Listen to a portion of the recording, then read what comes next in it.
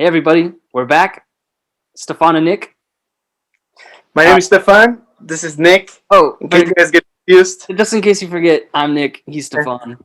Yes. We're back with a brand new podcast for you on Wonder Woman, 1984. Yeah. What's your podcast name, Nick? We we finally decided our podcast name, and it What is is it? drum roll, please. Drum roll. Mm, Okay. It's called Guardians of the Podcast. ta-da! Great name. One of the best movies in the Marvel industry, and Marvel Cinematic Universe. yeah, Nick is a big geek for that movie. So I'm a big nerd. But you already knew that because we you made are. a 2-hour video for our last video. Let's try to cut it down this time. Yeah, we're definitely gonna have a shorter video today. We're gonna have some guest speakers later on. This movie, we definitely decided to do it because it's a fresh movie that came out Right in out, right out of the cinemas. did it actually come out in the cinemas? It came out in the cinemas and it came Yeah. out on HBO Max. So if you haven't seen it yet, I think on HBO Max it's only streaming for another like couple days. So by the time we post this video, you probably can only see the movie theaters. So Yeah. Well, hopefully there's an open movie theater near you. Here in Mexico, it's all wear your closed down. mask if you decide to do that, or just wait for Stay it safe. to return to streaming. Yeah, definitely a very different world we're living right now. Here in Mexico, it's actually all closed down in the moment. What about in the U.S.? What is it? What is it looking like? It depends where you're living. Well, he lives in Idaho, which is a very empty state, so I'm assuming there's not a lot of restrictions. Not a lot of restrictions, no. That's good. Yeah. Texas Like neither. places like California, they're totally shut down. So Yeah, anyway, same here. so we're here. But anyway, yeah, stay safe if you're gonna watch the movie at a movie theater. Please wear your masks. What else can you recommend, 6 Nick? feet apart. 6 feet apart. In your arm. Yeah. Bring your gel. Wash your hands Your jail. frequently, or your antibacterial. How do you call it? Antibacterial gel. Yeah, it's gel. What is it? Are you talking about like the? Gel antibacterial. We You call messed it. me up. I can't even think of it now. Hand sanitizer. Bring your what hand is it? sanitizer. Sanitizer. Hand Fine. sanitizer. Gel. Bring your gel. So we already set or reviewing standards for movies, and it is 5 different categories that we decided to set that we think it covers a full movie for an overall review. What are the categories, Nick? All right, we got the plot, movie plot, very important. We got movie characters, super important as well. Score, special effects, and cinematography. Yeah, great categories in my opinion that can literally describe a movie in its whole. And then leave in the comments below if you guys agree with those, or if you guys should And give us your own ratings of the movies as well. What you thought. Yeah, we could actually do like a viewer rating, and then yeah, I agree with that. So what we do is we take our 5 categories, we rate them each out of 10, and then we average the score. Nick, please guide us through. Nick is basically the game master of this podcast, which is really enjoyable because he is like the guy with the best memory out of the two. So I definitely agree with having Nick lead the reviews. So go ahead. You're going to lead the next review, whatever we're going to review.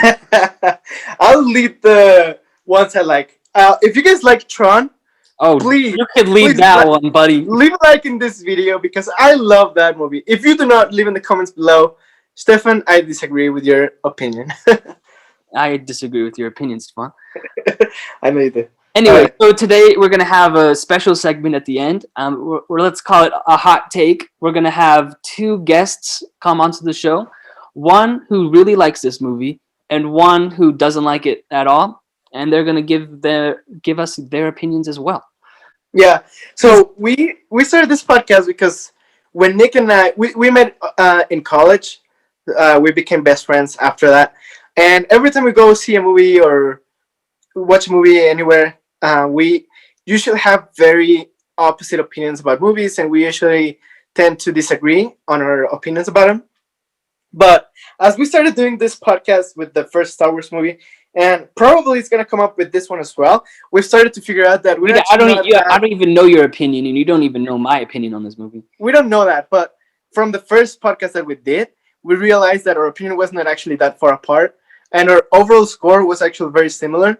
So we're I mean, it actually was gonna like look a for point people. off, but I feel like that point off like gave us a real like true score. Yeah, no, and it's good because we're trying to give the most fair Yeah, and just score for the movie. we're being However, very we're definitely gonna. subjective, but our subjectiveness is gonna help it be more of an objective score. You know. Yeah, yeah, but I think our goal is to have people with completely different opinions in the spectrum. So that is why we're bringing these two guest stars, these two friends that completely disagree. One is in one side of the spectrum, and the other one in the complete opposite. So that is why we're bringing them. Yes. Well put. Well put. All right. So, without further ado, the plot. So, quick synopsis. So, after the events of World War One, Diana has fallen into a life of solitude, focusing on her career in anthropology, while casually fighting crime on the side. She had all but forgotten how to love when a magic stone offers to bring back her long deceased lover, Steve Trevor. She quickly learns the stone takes more than it gives and forces her to decide between her powers or love. That's my quick synopsis. Hmm. Yeah. Although when she took this wish, not knowingly that it was actually gonna come true. So Oh yeah, I do want to point that out. yeah, we could talk about that. I have like we could hit about like some main key scenes.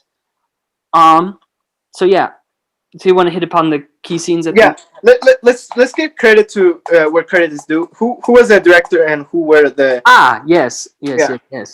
Okay, so the Okay. director was Patty Jenkins. If you didn't know, she directed the first one as well. And then our stars, and it stars Gal Gadot, Chris Pine, Kirsten Wiig, and Pedro Pascal. Four main Yeah. stars. I have a. Where is it? Give me a second. Say something, Stefan. Are you about to change the background or what are you trying to Oh yeah, I'm trying to change the background. do? Yeah.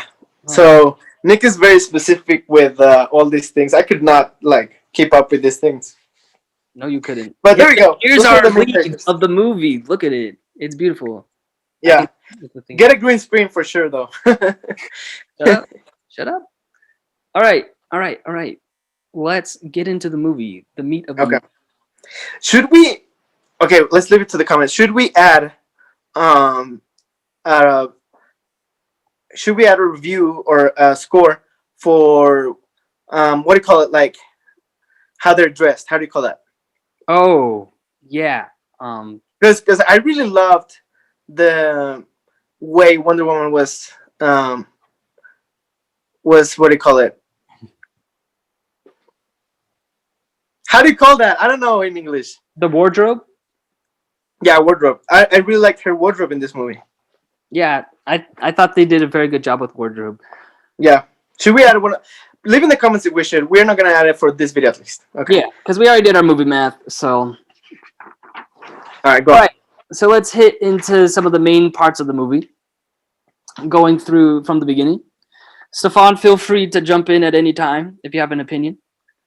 So we open the movie in a tournament setting in of the Amazons back when uh, Diana was younger. So it basically sets up the main theme of the film, which is How did it make you feel that Diana. Diane was competing with basically like other Amazonians that were Like trained, older. Let me get out yeah, of the way. older. They were trained alive in this basically career. And then Diane, how old was she? Like, how old do you think she was? 10? She looks about 10. Yeah. And then she could have won, honestly. Like, what do you think about that? I think. I mean, like it was explained in the first movie that she was supposed to be the greatest warrior out of all of them. So I thought that was really intense, and I was like, I thought it was cool. Cool. But yeah, so the opening scene sets up the main theme of the movie, which is goals met by lies and deceit are never true victories, which basically sets up the whole plot with the stone magic stone granting wishes. Um, so yeah, so that basically begins Yeah.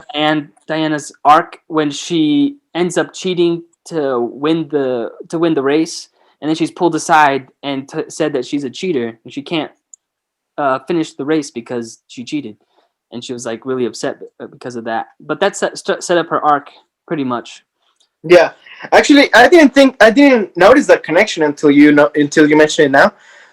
But yeah, the whole stone uh, problematic that develops later in the movie Yeah. was basically described in this point Mhm. of I like the movies do that. They like yeah. It was it's really good. basically something that's not really part of the plot, but like it it's another It's way gonna to it's explain it. gonna it's not a movie Easter egg, but it's almost like one. And I didn't catch on that until you mentioned that. That was really good. I like the whole cinematography in this part. I Yeah. think the jungle side and all of that was really cool. My I one also of my thought, favorite cinematography like shots in the whole movie is when they're riding on the beach with the horses. I thought that was beautifully shot. Very good scene. yeah, yeah. I also really like that they have the Amazonians have like this competition going on, and I like how the way they organized it. It was really cool. And also, I thought it was really unfortunate um, how Gal Gadot actually lost the competition Well, because she turned back and then yeah. she hits a tree, and that was really unfortunate because I don't think she has the a cheater's heart, but honestly because of that accident she didn't want to give up. Hmm. Later on though, I think it was a great lesson for her. It Yeah. was just an unfortunate way to come up to that lesson. Well, I thought like as I was watching this, I was like, "Oh, when is she gonna mess up? Like something has to happen. It's too easy. It's too easy for her to win."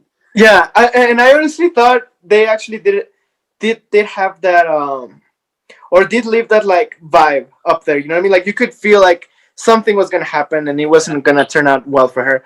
Um, yeah, she was like smiling all the way through, and you Hmm. could see in her trainer's face that she was feeling that that it wasn't gonna work out the way she thought.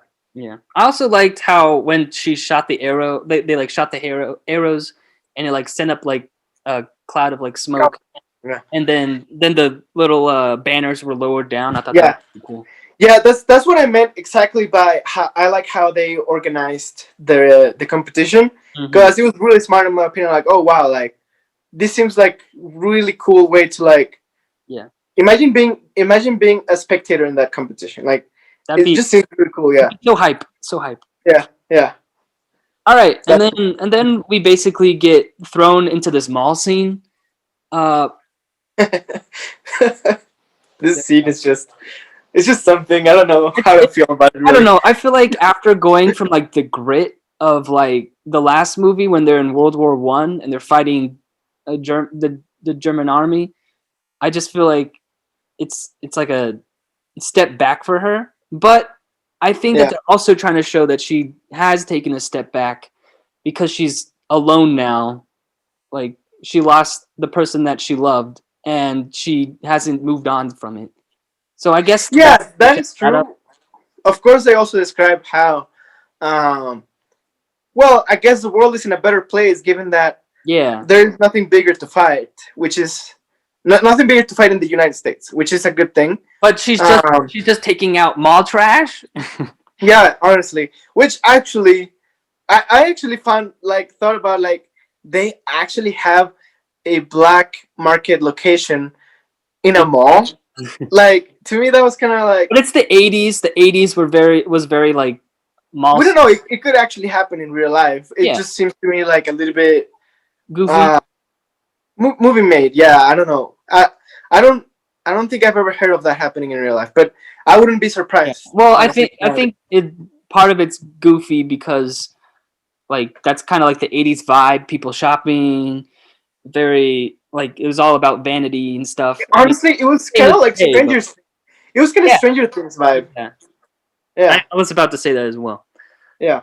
So yeah, it just seemed kind of anticlimactic after all that gritty war stuff. But That and like coming from the Amazon where they were fighting, the Amazonians were fighting like in this like amazing like jungle looking places and yeah, this amazing looking island, and then they come to a mall, and then the plot continues in the mall. Well, yeah. I mean, it was kind of the cute. The only thing that I thought that was cute was when she this scene right here where she's like shh, and the little girl's like. I thought that was funny, but it was a cheesy way to depict society I in mean mall America. that's basically what society's become. It's kind of Yeah, become cheesy, like yeah. from what we. Because there's nothing. Yeah, I agree. I agree. And and I think that's it. I just think also, like you said, it shows that she hasn't been able to move on with her life, Hmm. so she decides to continue to try and help by fighting back. Yeah, Um, but it also shows like, well, her career is probably not what gives her like the most passion. yeah. Her. I feel like her most passion is in her anthropology at Yeah, that time period, not her yeah, super fighting abilities. yeah, So yeah. So later on, it shows her alone at dinner drinking wine. She looks content, but you could tell that she's has pain inside, and because she's missing Steve. And then she ends up meeting Barbara by chance, and they end up eating a lunch. And at the end of the lunch, you learn a little bit more about Barbara. She takes her leftovers to this homeless man that apparently she's been talking to, or at least knows his name and knows him enough to know his name. Seems like a nice lady, a little bit yeah. goofy, like in a Mhm. good way. It wasn't like a weird kind of goofy. It was like, okay, I respect it. But so yeah, and then it seemed like Barbara really looked up to Diana and how um I don't know, she just seemed like Diana was like a businesswoman that looked like she had her life together. Yeah. And Let's talk a little about this. I really like. I mean, I know. I really like how they created Barbara's story arc. yeah, At the same time, I think it's at the textbook. very end, I feel like it falls apart. But It does fall apart. We'll talk about it later on. However, did I, my did I disappear for a minute? mhm, that's fine. Okay, well, excuse that. Yeah, my the Excuse Wi-Fi here. me. But anyway, I think it's textbook. You know, the story that Yeah, always happens. The person who has the best intentions and yeah. it's all about It's the work. fall of like a hero. Well, I guess she isn't a hero, but it's basically like a fall of a character. Instead of like how Yeah, some it's movies do, like characters improving, this one was well, it was other characters improving, but she Barbara was falling. no, but yeah, but if you Well, consider she this started to get better because she became more confident in herself. But yeah, but she's the textbook villain is what I'm trying to say, like yeah, a person who is like suffering from society, so she somehow gains access to power, and then once she does that, she doesn't want holds to lose it. grudges against society, so she wants to take revenge, or she wants to feel powerful. So Mhm. I thought it was like very unoriginal kind of villain, like because you see that everywhere all the time, like okay, this person is being bullied, this person is being mistreated, and I think maybe we're gonna continue having villains like that because it is the essence of I mean, humankind. But like I feel like that's how people in society also become not yeah, that's the people, the but the not one they're reason not why treated like people. the one reason why I love Spider-Man, because Spider-Man was a guy who was being bullied at school, who was a nerd as well. Yeah, He actually gained access to power out of nowhere, and then and then he uh, goes through one of the best story arcs to yeah, actually become one of the best heroes we see, and you can identify with him, and you can see how choosing the justice side is also an option. But anyway, great yeah, power, Barbara. great responsibility. Am I right? Yeah, we're definitely gonna have a conversation about that philosophy because it's an interesting one. But Barbara for sure. I liked how I liked her acting. It was really good acting, and I really liked how she started in the movie. The character was you could feel how she was excluded from society very well. And you could see that was basically shown when she was like, oh, like she was at a drop of a dime. She was like, oh, you want to get lunch, Diana? Even though we just met, it was like, but Like she's alone. She needs some yeah, company. Like we all need company. So yeah. uh So I don't know. I liked her arc and up until a certain point, but it kind of reminds me of Nick in college. I'm just kidding. I'm just kidding, guys. Anyway, uh, you can continue. Nah, Nick was okay. cool. Anyway, so yeah, uh, at the end of dinner, she takes her leftovers to a homeless man that she knows, and then Diana ends up saving her because a drunk guy starts harassing her. So Diana Very just important part. Very important part. Not the harassing part, but the part where like she gives her food to the homeless guy. Talks about how she has this good and kinded heart, Mhm. and like how that's like one of the biggest assets a human being can have. She's actually a very well intentioned person, Yeah, and we're gonna that's a big thing because that's probably you're cutting out on me, Stefan. what would have happened, Nick. I don't know. You cut out on me. Your video stopped working. Oh, there, it's working again. Your video stopped working too. But we can also see how she's actually shown as a weak person because if Diana wasn't there, what would have happened to her? Like she would have been like Harassed. harassed, yeah, raped maybe. I don't know. But okay, go on. That's I think what they were going for. But a little bit earlier, Barbara was tasked by the FBI to identify some of the objects that were found in the mall robbery, and one of these objects looked kind of like simple and didn't look like it was worth much.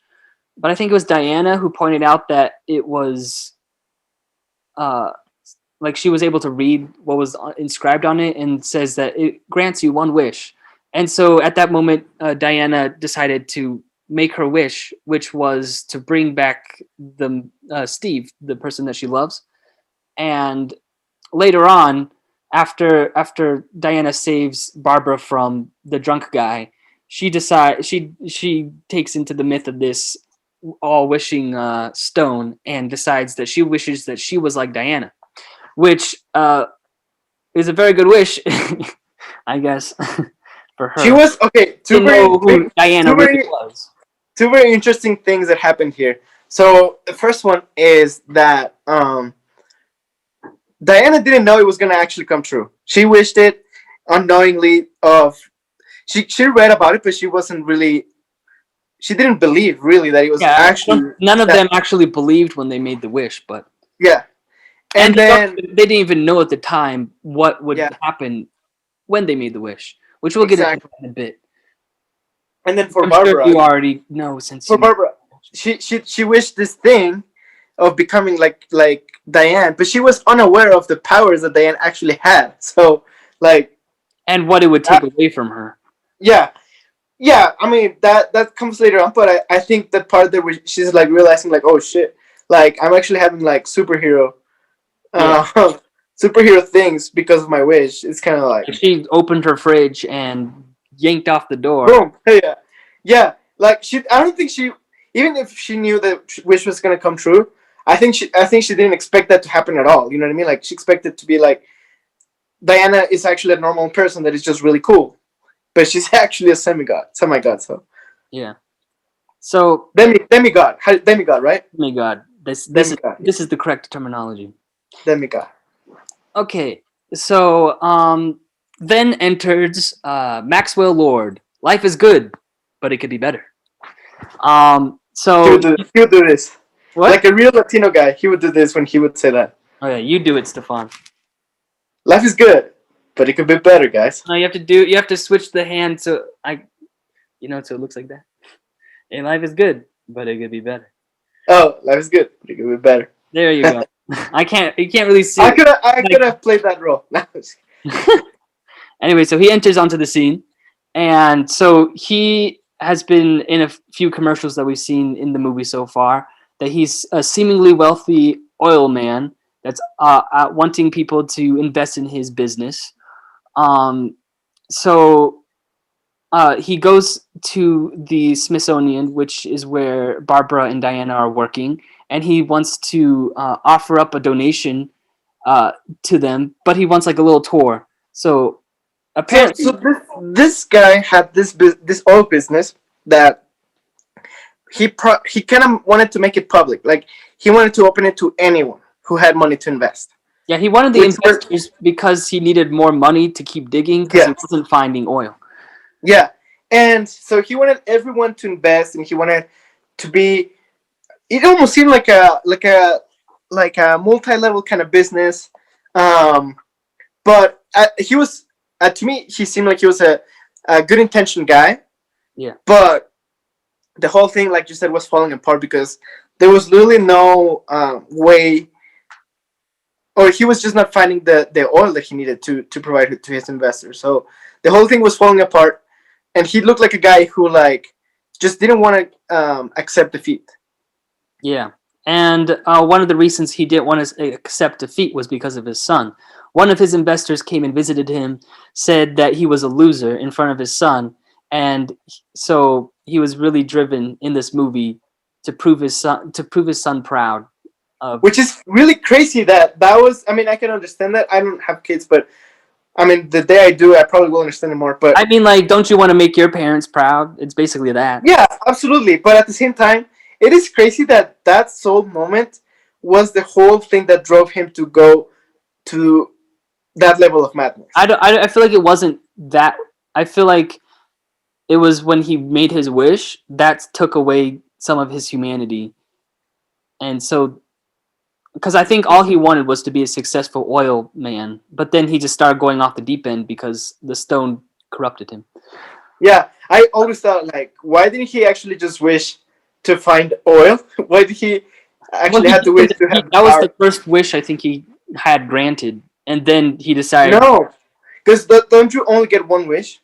Well, you only get one wish. His wish was to become the stone, and so Yeah, he made people make a wish that benefited him, and then he took yeah. away people's profits. That was kind of smart, but I thought, why didn't he just go the easy route and just wish, I just want to find oil? No, he wanted to wish to become as powerful as the stone, Yeah, so he could actually have like, that was basically the plot twist. yeah, that he could actually have honestly infinite wishes because whenever someone wished something, he could just say, okay, I'm going to give you that, but in exchange, I'm going to choose what I'm taking from you. Yeah, so he gets a like basically a double wish, double dipping. Yeah, yeah. So like, I was like, how is he giving Barbara a second wish? Oh, easy. He's just gonna what he takes away. He's just gonna give it to her. Yeah, pretty much. So yeah, so he takes the stone away from Barbara, and I guess Barbara pretty much just lets him do it because she's attracted to him. And then let's see. So Barbara's starting to find her new powers, her new confidence. She ends up beating up that drunk guy. She sees him again, and he like cat calls her. So she decides, well, you know what? Now I have these powers, so I'm gonna start beating him up. And then the homeless guy that she's helped out earlier is like, "What are you doing?" And then she's like, "Mind your own business." So she kind of is like breaking ties from who she was. Let's see.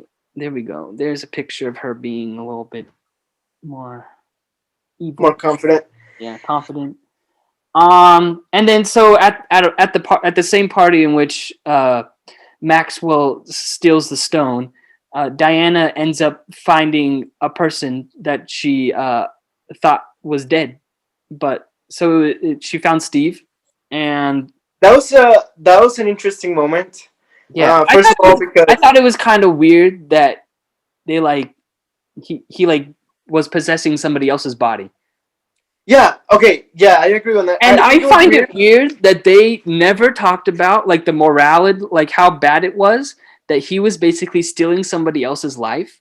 That's exactly what I'm about Like, to why say. didn't they But good talk point. about that? Good They're point. just like, oh, it's cool, you're alive.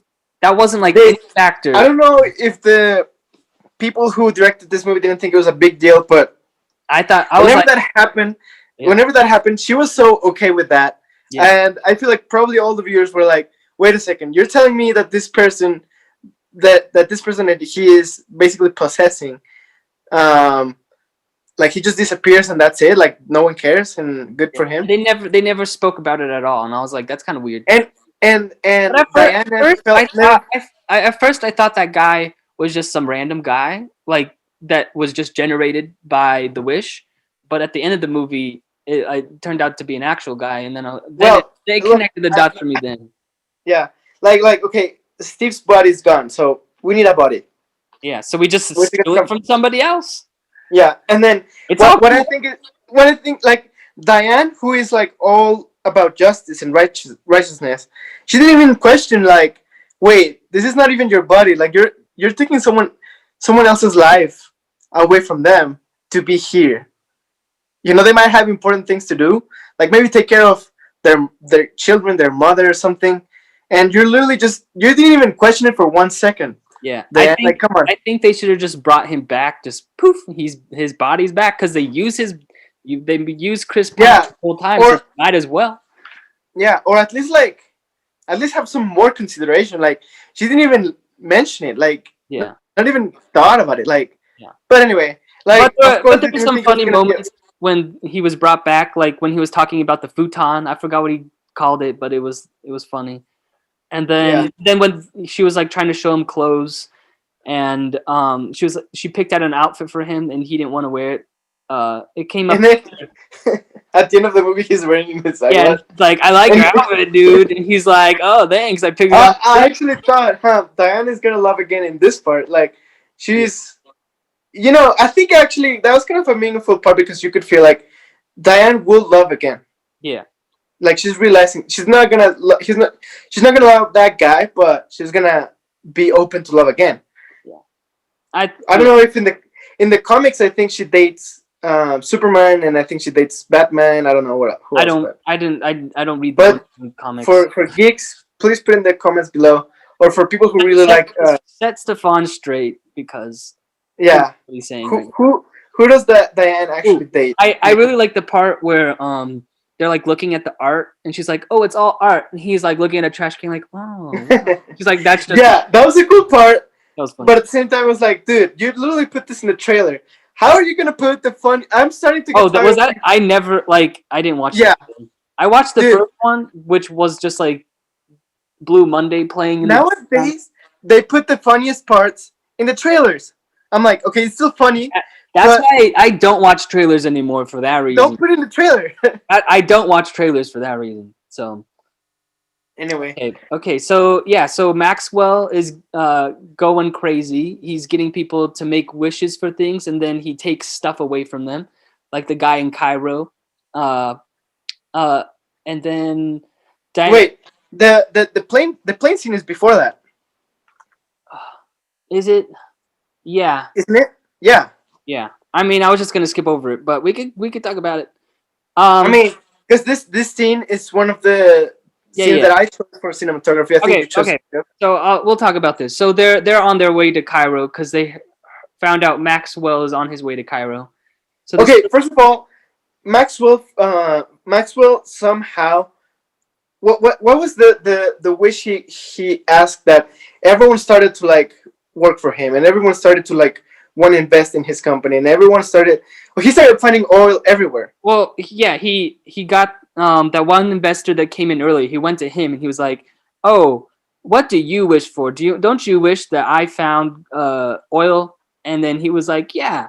And then so that came true. And then he was like, "Oh yeah, and now I'm gonna take all your profits and stuff." And so he leaves. So he takes that guy's profits and stuff, and he takes uh And then since then he finds oil, and so he goes back, and then his secretary is like picking up phones because they're going off like crazy, and then he asks her, "Oh, don't you wish you had help?" And yeah, she's like, "Oh yeah, I wish I had help," and then people start showing up. yeah, okay, yeah. Anyway, Okay. so yeah, they're in this plane. I thought Stefan and I both agreed that this is one of the best like cinematography moments in the movie. and they're flying around through the fireworks, which is pretty beautiful. But I thought it was really just like out of the blue, where Diana's was like, "Oh yeah, it's the 4th of July." We had no build up that it was even close to the 4th of July, and I was just like, "Okay, it's the 4th of Yeah, July," that was like just which is random. it That was was just like so random. it was random, but Yeah. it was a nice scene. And then Also, and then Steve talked about why he enjoyed flying. So that yeah, I think that's a cool part because it actually teaches Diane to fly, but at the same time, I'm like, why?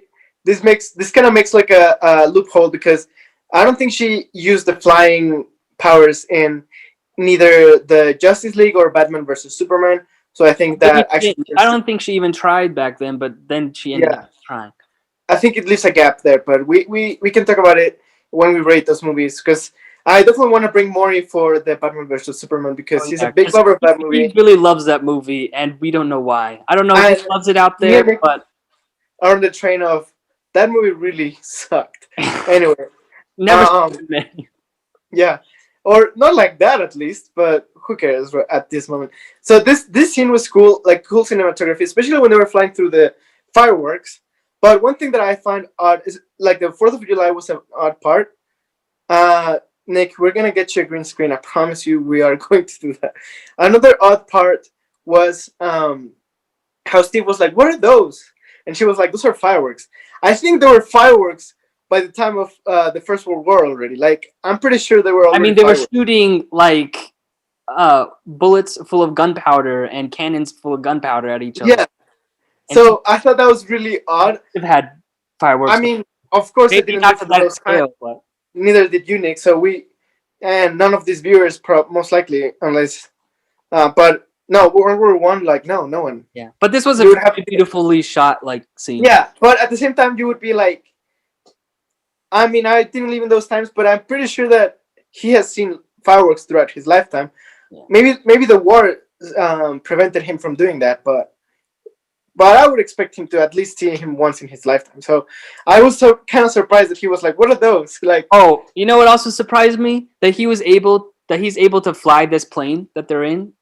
yeah, which He's is only going way he's more only driven advanced. like planes Yeah, in the like 1910s. and he didn't even like struggle with it. He was like doing all kinds of tricks and things, and Yeah, like, like this is totally but advanced. yeah, He was yeah, just like, it "Oh, was I know how to fly." That was kind of weird too. But you know what? If you just like shut off your brain yeah, and just accept it, it's a nice scene.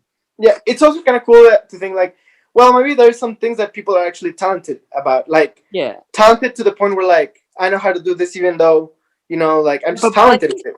planes are like super complex. That's Yeah, like but also he's been a pilot all his life. But yeah, I do agree that the fun. That's technology in the like plane was being. That's like taking somebody from like basically the 1910s when he's from, and being like, okay, here's a smartphone, work it. Good luck. yeah.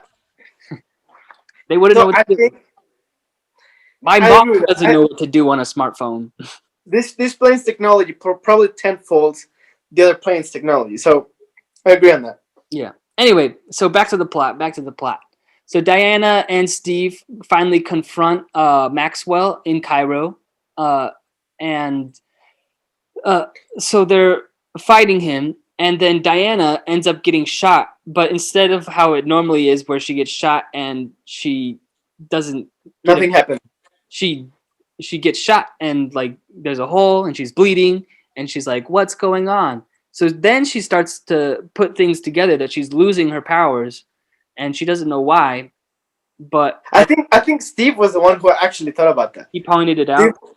Steve was like the one who like at some scene he mentioned to her like, hey, I think it was after the White House scene at the end of it where he was like, hey, you know that you're losing your powers because I'm here. You have to let me go. Yeah. Yeah, which is really cool. Because actually, the for us human beings, I think it's really hard to let things go sometimes. Like uh, Especially someone that you love. yeah, someone that you love. Yeah, especially someone that you love. It is uh, really probably one of the hardest things to go through in life. And this movie is a really good lesson about that. Like, Hmm. like okay, like if you don't let this go, there's actually consequences Yeah, about that, which obviously not the same as in this movie, but I think that's the moral lesson for this movie that it tries to teach the viewers. totally. It was kind of like a it wasn't. I mean, I feel like a lot of superhero movies are like teaching movies, but this one was one of those like that really focuses on that, Yeah, they like on it that. really focused on what they were trying to teach with Yeah, the lessons that they were putting forth. like on that dialogue where Diane is like talking for like a minute. Yeah, which was a little bit much in my taste, but it was She's literally it feels like she's talking to the viewer yeah. Well, rather than. yeah. I feel like We'll get to that. I feel like most viewers are a little bit smarter and they don't need to be talked directly to. Like, this is the point of the movie. Understand it. Get it in your mind. But I don't anyway, think that was their goal. I think he was trying to give a message, maybe even about the times that we're living right now, so yeah, the viewers would feel some sort of yeah. I, feeling I that. I have thoughts about that, but let's get back to the So they were in Cairo. She gets yeah shot. They yeah. actually They get bleed. shot. They go through a little sequence where they're fighting them. They Yeah. basically end up losing Maxwell, and so they end up reconnecting with Barbara, and Barbara Yeah. Mhm. gets them to go to this one warehouse where a guy is related to Mayans, I believe, and he has a book that basically explains how the Mayan Empire was destroyed, and it was because of the stone. And they look, and the stone has shown up in every like great civilization right before it fell apart. So, Yeah. and then Diana I finds mean, out that the I do stone. want to say that. Hmm? I do want to say that. I'm from Mexico, and You're Mayan. there is so many museums. I'm from Mexico, and I live in Mexico City. In case you didn't know, guys, Mexico City is actually the city in the world with the most museums, and there are so many museums about the Mayan culture throughout the city. And you can actually, so the book that they went through, it actually has like like the numbers in Mayan, which are actually how they were counting in that time. But they didn't have books. The Mayans didn't actually have a book. They wouldn't write in like a book. In case you guys didn't know, but Mayans were basically right after the Egyptians. Like they didn't write at all in books. I don't think they'd even discovered paper by then. Like they wrote in their pyramids Well, and somebody. stone. So Yeah, like yeah. Another mind. Someone could that have was totally. later. Yeah, it was kind of. And the guy who was the guy who was representing the Mayan culture looked like a total uh, drug addict. So it was kind of like that's not how uh, uh, people from um, indigenous background here in Mexico looks like at all. Like doesn't look like a guy with like his hair like that, like Bob Marley, and like basically like he just looked like Jamaican or something else. Like I don't know. It just didn't depict the culture as it should. So movies should be more careful about other cultures, in my opinion. Stefan, But would you claim yourself to I don't be know full if Mayan? no, of course not.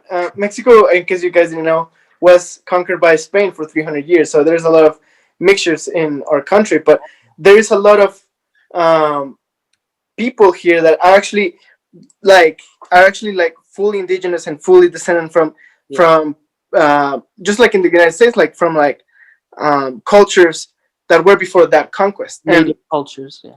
they don't look at all. They don't look at all like that guy in the movie. And there is no books like in the Mayan timeline or in the Mayan age. There were no books at all. Like there was not a book where like the writings basically like not at all. Like no. We'll write a letter to But the director, Miss Patty Jenkins. yeah, it was just it wasn't like a big deal, but it was definitely I like don't have as a books. Mexican, it was something like Yeah. it Like kind of that's a hurts good a little bit. perspective to have, Stefan. Like I wasn't even thinking about that. I was just whatever. It's a book.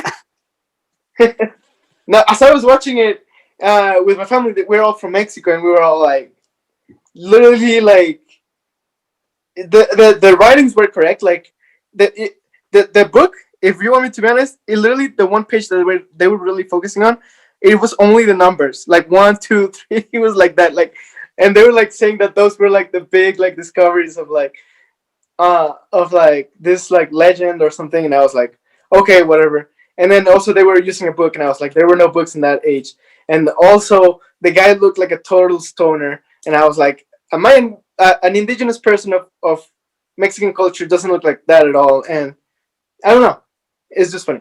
But okay, I guess the whole point of that is that there is a legend that teaches them um, that there's percussions to wishing to that stone. Yeah, because they find out that the stone was made by the god of lies, and And there's only two ways to fix the problem, which is destroying the stone, the world at and this point is reversing starting to the fall apart because everything that Maxwell is doing, because he's granting people wishes, and the wishes are creating like turmoil between different countries. Like at this yeah. point, it made turmoil in Cairo because I don't know about the I mean, whole. he's granting wishes that to people that are literally like conflicts that have been going on for like years, and these are conflicts that involve many countries. So Yeah. this issues or this conflict that he is granting wishes to, they would start wars. Yeah, So all of that to me was very realistic, like in terms of like if everyone could have a wish and actually comes true, it's gonna the start. world would look, yeah, it would just look a lot like that. I don't think the president of the United States, unless he was Trump. Sorry, I hope I don't get a lot of political here, but I don't think a lot of the Political, United States Stefan. This isn't would a wish. place to be political. Sorry about that. I just want to say they wouldn't wish to have so many atomic bombs that they have more than any other country. Like I think they would wish for like. Well, well, I at hope that they would point, wish for he wasn't. peace or The something. president at that point didn't know what he was like. He was just like, "Oh yeah, this would be a good idea theoretically," but I don't think he actually wanted that. He was just like he didn't know that his wish was actually going to be granted. You know. Yeah. Anyway, so then Diana and Steve decide to go to stop Maxwell, who goes to the White House to talk to the president about getting a wish so then he could have lots of powers and be respected as a powerful citizen, like a leader. Mm-hmm. And so, but Barbara ends up intervening. She decides she doesn't want to lose the power she has gained, and and because Wonder Woman is weak at this point because she made her wish to bring back Steve, her powers are draining. So Barbara was able to beat her up, take her out, and then Maxwell and Barbara were able to leave and flee the situation. And so the world's falling apart around them, and Wonder Woman is pretty badly beat up. Steve is realizing that he really can't, like, if she's going to be able to save the world, she needs to be at full capacity. So he decides basically to talk to Diana into giving up her powers. Oh, well, not giving up her powers, but giving up Yeah. him so she can get her powers back. Yeah. In this scene, you notice that Barbara actually has powers beyond what we expect. Well, not what we expected, because we knew that she wished to be like Diane, but she has powers beyond a normal human being. And this is like, I feel like the very first part we. Oh no! I think the very first part was when she was kicking the drunk Yeah. ass guy. Yeah. We realized when she opened up, like, the fridge, too. So we knew Well, that's true. she was getting these, like, powers. But she hadn't turned on Diana yet. Yeah, Also, and in this is where this scene, with, like, right, this frame that I have right now, like, when she's moving the whip like that and blocking all the bullets, I thought that was pretty cool. But I thought it was cool too. side Also, note, it was kind of like, oh, it hurts to see her lose her powers, yeah, because that was when we first started noticing that. and And then this is when you knew Barbara was gonna be a big problem, because she was becoming stronger than Diane, and this is also the time where you knew, as a viewer, that once Barbara kicked her ass, you would know that Steve was not gonna stay around, because, of course, Diane is gonna not lose her powers. She's the superhero, the main character. yeah, So but you knew that Steve was gonna have to leave, and he was not gonna be any more part of her story anymore. Yeah, Probably he knew that he had his time to live. He was done, and he knew that, but she was not he ready to knew that accept that. he, in order for Diana to save the day, she had to give him up, and maybe that's why they didn't go into the whole morality of like taking somebody else's like life when Steve was brought back, because they Yeah. wanted to show how impactful like Diana had to like she had to Okay. give him So up. yeah. Maybe So that's why they didn't go into that. But yeah. honestly, the execution of the scene, I thought, I don't know, personally, I thought it was cheesy. I thought the impacts were like, I thought they were hitting some pretty like heavy stuff, but like I felt like it was, I felt like they could have done it better. I don't know. Yeah. Okay. So going back to like the power of the stone. So it at some point they say it's like the monkey leg. That's how they say it in Spanish. The what? So basically, like if you make a wish, something is gonna take away something from you as well, Yeah. right? So for the guy who wished to be as powerful as the stone, for Maxwell, it took away his health. It was taking away. It takes away, in my opinion, it takes away the most precious thing that a person has. Yeah, it was. So Like for Barbara Maxwell, took away like her like humanity and her warmth. her humanity, It correct, took away and Wonder her Woman's like powers. power, Yeah. yeah, and then Maxwell it was his health. Um, so yeah, so that's how you knew like okay, there's repercussions to making a wish, and then Barbara was becoming basically a monster, and then later on you see her as a monster, but Yeah, like I was right, not like expecting. right, literally she decided to do this whole monologue where she wanted to become an apex predator at that point in the film, which I Is she? thought, Is she? Okay, guys, leave in the comments below. Is she supposed to in the comics? Is she a character from another time, another story that like? oh yeah, she's a like the cheetah. I think the name of the character is Cheetah, and I think she's one of like Wonder Woman's like main rivals. At least Okay, what I've come to understand. okay. But I don't think it translates that well to screen. I think at that point, that's when they started losing me The on only, Barbara's arc. I thought they were doing really well on Barbara's arc until they got to that point where she liked having all this attention and power, but then she was like, "Oh, you know what? Let me just become something totally different." And nobody then she at that point like who is going to be able to connect with someone that's a cheetah and basically not human? I don't know. yeah. I don't know. So I don't know another how thing, she came to the conclusion that did she she even wanted keep to her be. powers? I can't remember that. Did she What? keep her powers No, at the end of? at the end it shows her like normal. So I just assume that she revoked her wish at the end. Well, I mean, she didn't. But whenever Maxwell revoked his wish, I think everything went back. I don't think everything went back. I think everyone like I think I'll talk about it at the end, but I don't think it was just him that had it. I think everyone had to revoke their wish. Yeah. Well, in this part, Diane noticed that she was gonna have to give her beloved Steve away because otherwise she would not be able to save the world. Well, she realized it, but she didn't accept it yet. Then what happens next? All right. So she ends up giving up Steve. They say their goodbyes, and then so this They were just walking back, right? Like they were just back walking they were back. walking, but they were like she was really injured, and so after But Steve has a conversation with her. He's like, you know what you have to do, blah blah blah. And yeah, she's like, no, no, no, I don't want to do this. I'm never gonna love again. And and then then he's like, "I want you to love again, please love yeah, again." and the world is still outside, blah blah blah. And then she's like, okay, you know what? Like you're right, kind of. Well, not about the love maybe yet, but she's like feeling that way about like I need to save the world. Like Yeah, okay, I revoke my wish. I don't And know. right away, Well, like during that scene, I just wanted to say that I don't know. I felt like that scene was kind of put cheesily. Like I felt like it was cheesy.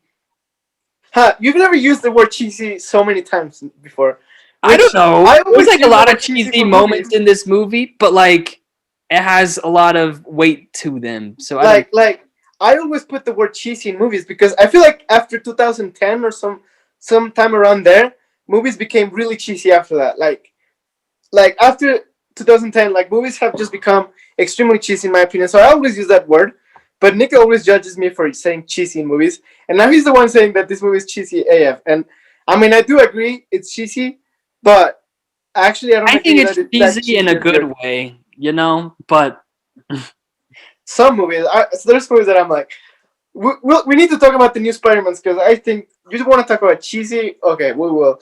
But anyway, that's later on. yeah, But okay, in this part, that's what I found cheesy in this part. She literally says, "I revoke my wish."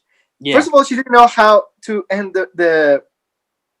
She knew that the only two ways to end the curse basically is to destroy the stone or give away your wish. But she didn't know how to give away her wish. She somehow thinks that she Oh, could I just give revoke away my her wish. wish Yeah, by saying, "I revoke my wish." Like, what if it she's works. like sleeping and then she says that? Yeah, Like, I don't know. It just seemed to me like it kind of seems like canceling a Netflix subscription. Like, okay, yeah, I want to cancel, and then everything goes back to normal again. Like, that's yeah. just not how. It was And then no interesting how they did that consequences. for sure. Yeah, But and then no consequences. Like, okay, you said you revoked your wish. Okay, yeah, I'll take everything back. You take yours back. No consequences. Live your life. Perfect. Everyone's happy. To me, that was kind of if you like just shut your brain off for that, it's I maybe was overthinking it. Yeah, sometimes I oh, feel like but this. I agree with you. I agree Yeah, with this is a movie that you're right. This is a shut your brain off movie. Like, just enjoy it. Like, don't think it's a lot about it. don't But yeah I just thought think at too that much moment, about like, it. But like because it basically gives you everything up front. yeah, I You was don't have like, to are think you too kidding much. me? She just says I revoke my wish and that's it. Okay, well, I'll take it. I'm gonna shut off my brain now. Go ahead and be a superhero. And then So yeah, uh, so she ends up like like healing up what? instantly, getting really strong. She's really emotional in Like this what? moment, and then Like what? she ends up jumping up and up into the Catching up. sky, and then she starts basically flying. Yeah, And it's she's like cool. she's thinking about what Steve said to her earlier on how he That's enjoyed really flying. cool. Yeah, really good on plot. I think I'm gonna put that on plot. Really good. Like Steve said that she remembers Real that good callback. that You know? that was cool. Cool that she's flying because it's supposed to be a part of her attributes. Though it's a gap, in my opinion, because I'm pretty sure that she didn't use this power in neither movie that is after this movie. Well, she So hasn't it's kind of a tried gap. till now, and I feel like Steve basically like helped her come to this realization that she wants to. Like, no, Uh, no, no. I totally think it's she cool. uses she basically is using flying as a way to remember him, Yeah, I think it's and cool. And that's why it's such like an emotional scene because she's using flying to remember the person you love. Like if you ever lose somebody, like you try to find things that remind you of them. yeah, no, and that's overthinking it a little bit, but it's cool. And I think her power is cool. I think everything's cool. I just think like, did she use this power of flying in either She Justice hasn't League before. or She should have discovered this power earlier for sure. no, no, But no? Okay, let's say she discovers it right now. Justice League and Batman versus yeah, Superman. she doesn't use it in the like later on when she's Yeah, um okay, yeah. but that was the cool It's a plot cinematography. hole. Uh, if any of you guys have ridden Soaring either in California or in Orlando, that's what it looked like to me. Like, it looked like she was literally in Soaring. Like, I don't know, it almost feel like I could notice the green screen behind her, but at the same time, I felt like it was a cool scene. Like, it was cool. It was cool. Well shot. Wait, definitely like they definitely improved. There's like special effects in this particular DC movie compared to like their past ones, like this Batman versus Superman and Justice League had, So, my talk opinion, about the cheesy worst movies. graphics I've ever seen. You want to talk about cheesy movies? Oh my god, those two movies are one. They have the cheesiest scenes. Like, DC needs to improve their movie game. I honestly I didn't watch the Justice League. Honestly, I didn't. Oh, dude, you want to talk I about was really like turned off by the by Batman versus Superman. But because I watched the first Wonder Woman movie, I was like, it was actually a really good movie. No, But then, this movies are setting a good yeah, a they're good like the best stuff that DC's pumping out. I have high hopes on the Batman movie that's coming out next year. yeah. No, the whole vibe and behind it and the whole scenery behind it so far looks cool. I like the trailers. Like movie trailers should be like that. Don't show a lot about like Yeah, the plot, don't show the jokes, don't show just don't literally give us like a feeling about it. Literally just give us a feeling about it. I love when they do that with movies. It's perfect. It gives you a feeling, it gets you excited. It doesn't give away anything. It's cool. yeah. Back in the White House scene when Maxwell was talking to the president, and he got his new authority, he asks the president what this diorama is, and the diorama. Wait, okay. So based on talking about that, I thought it was kind of random that that technology was depicted right at that moment. Yeah, Like, it was definitely like um, I just have a question for it you, was Nick. definitely convenient. There's a lot It of was convenient. going on in this movie. It was convenient because that's literally what he was looking for. But at the same time, I'm wondering, Nick, did he actually wish for that in No, return? he didn't wish for it. It just came like it just happened to be sitting in the president's office. Oh, so it was just a random like coincidence. Like, oh yeah, It was you came here to the. definitely, and yeah. But I also thought it was kind of cheesy, the whole idea that it's like sending down particles that's touching each other, like the particles are all touching each other. Like, is that even a thing? Is that real? I don't know. I don't know the science behind it, but that I seems. don't think DC or maybe Marvel movies even maybe a little bit more, but I don't think DC movies focus a lot about real science behind their I feel like the reasoning. Marvel movies at least like try a little bit. They try. You know, it's gonna be really interesting when we do. Science fiction, but like It's gonna be really interesting when we do like Endgame and things, and we start like talking about like the back in the future back to the past technology and things like that, like or back in time. That's gonna be interesting. But um, I was just weirded out. Not weirded out, but I was just like, did he wish for that to be there? Like, you know how when someone makes a wish to him, yeah, he like basically makes a wish back no, to take away from that. I don't think so because what he wanted from the president was his like authority in the world. Yeah, What he got from the president. and then yeah, okay. So he has the authority, and then we actually have a way for you to communicate with the whole world. Here you go.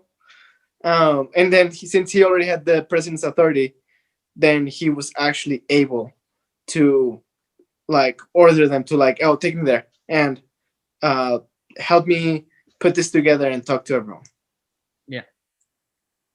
Yeah, and then we see Diane like, oh well, then we see the guy going to the place and basically taking over, like, yeah, put me in the spotlight. Oh no, we see him flying with Barbara, where We discussed that scene. We already did. Okay, yeah. Then then we see him like basically at the place, like, oh yeah, I'm taking over. Yeah, Let me have everything. Yeah, and then he starts broadcasting and being like, "Tell me your wish, and I will grant it." And people start like start wishing things, and it starts coming true. Like this one guy's like, "I wish this lady was dead," and then she just starts dropping dead, and he's like, "Oh my god, yeah, done." Yeah, that's when I was like, damn, like, Yeah. okay, that lady's not coming back, even if he revokes his wish, like, right? Well, I think she did come back because some person was doing CPR on her, but I'm sure a lot of people were like, I wish this person was dead, and then they just died. I don't know. They come back, like, oh, I guess they crazy. come back because they revoked their wish, but like, because the wishes bring back people apparently. So That is a very, okay, I don't think they thought a lot about that, but that is very, almost like there's no rules behind the wishes. Like, you can wish. that's the reason why the world was falling apart. And then he was like someone made a wish, and he was like, oh, well, I'm gonna take all your health away, and then he re-heals. So you could see him really like going off edge, and he's becoming a real villain. Because at other points of the movie, he was like oh, he was just trying to build up his like empire, his business empire. And then he started like I don't know, he started slipping off the chain and So, what do you think about the part where the kid says, "I wish I had uh, as much power as you"? What did he wish? The kid Alistair. What does he? What does he wish when he was talking to his dad? I That way back, but he wished to him like, "Hey, I I want to." I think he just wished him good fortune or something. I think he wished like, "I want to have your." He wished something that didn't come true, and I was like, "What?" No, well, I think that's what like I wish you have good fortune so like it comes true because his fortune of taking over the world comes true. If that's what he wished, I think the Spanish version and the English version might have some little differences there. Because I, in I Spanish, I didn't really catch exactly what he said. I was trying to I listen. think he wished, in Spanish at least, he wished like, "Hey, I want to be as um, Maybe he important as said, you," or I wish I was just like you. I didn't catch it. Let us know yeah, in the I comments. wish I was just like you.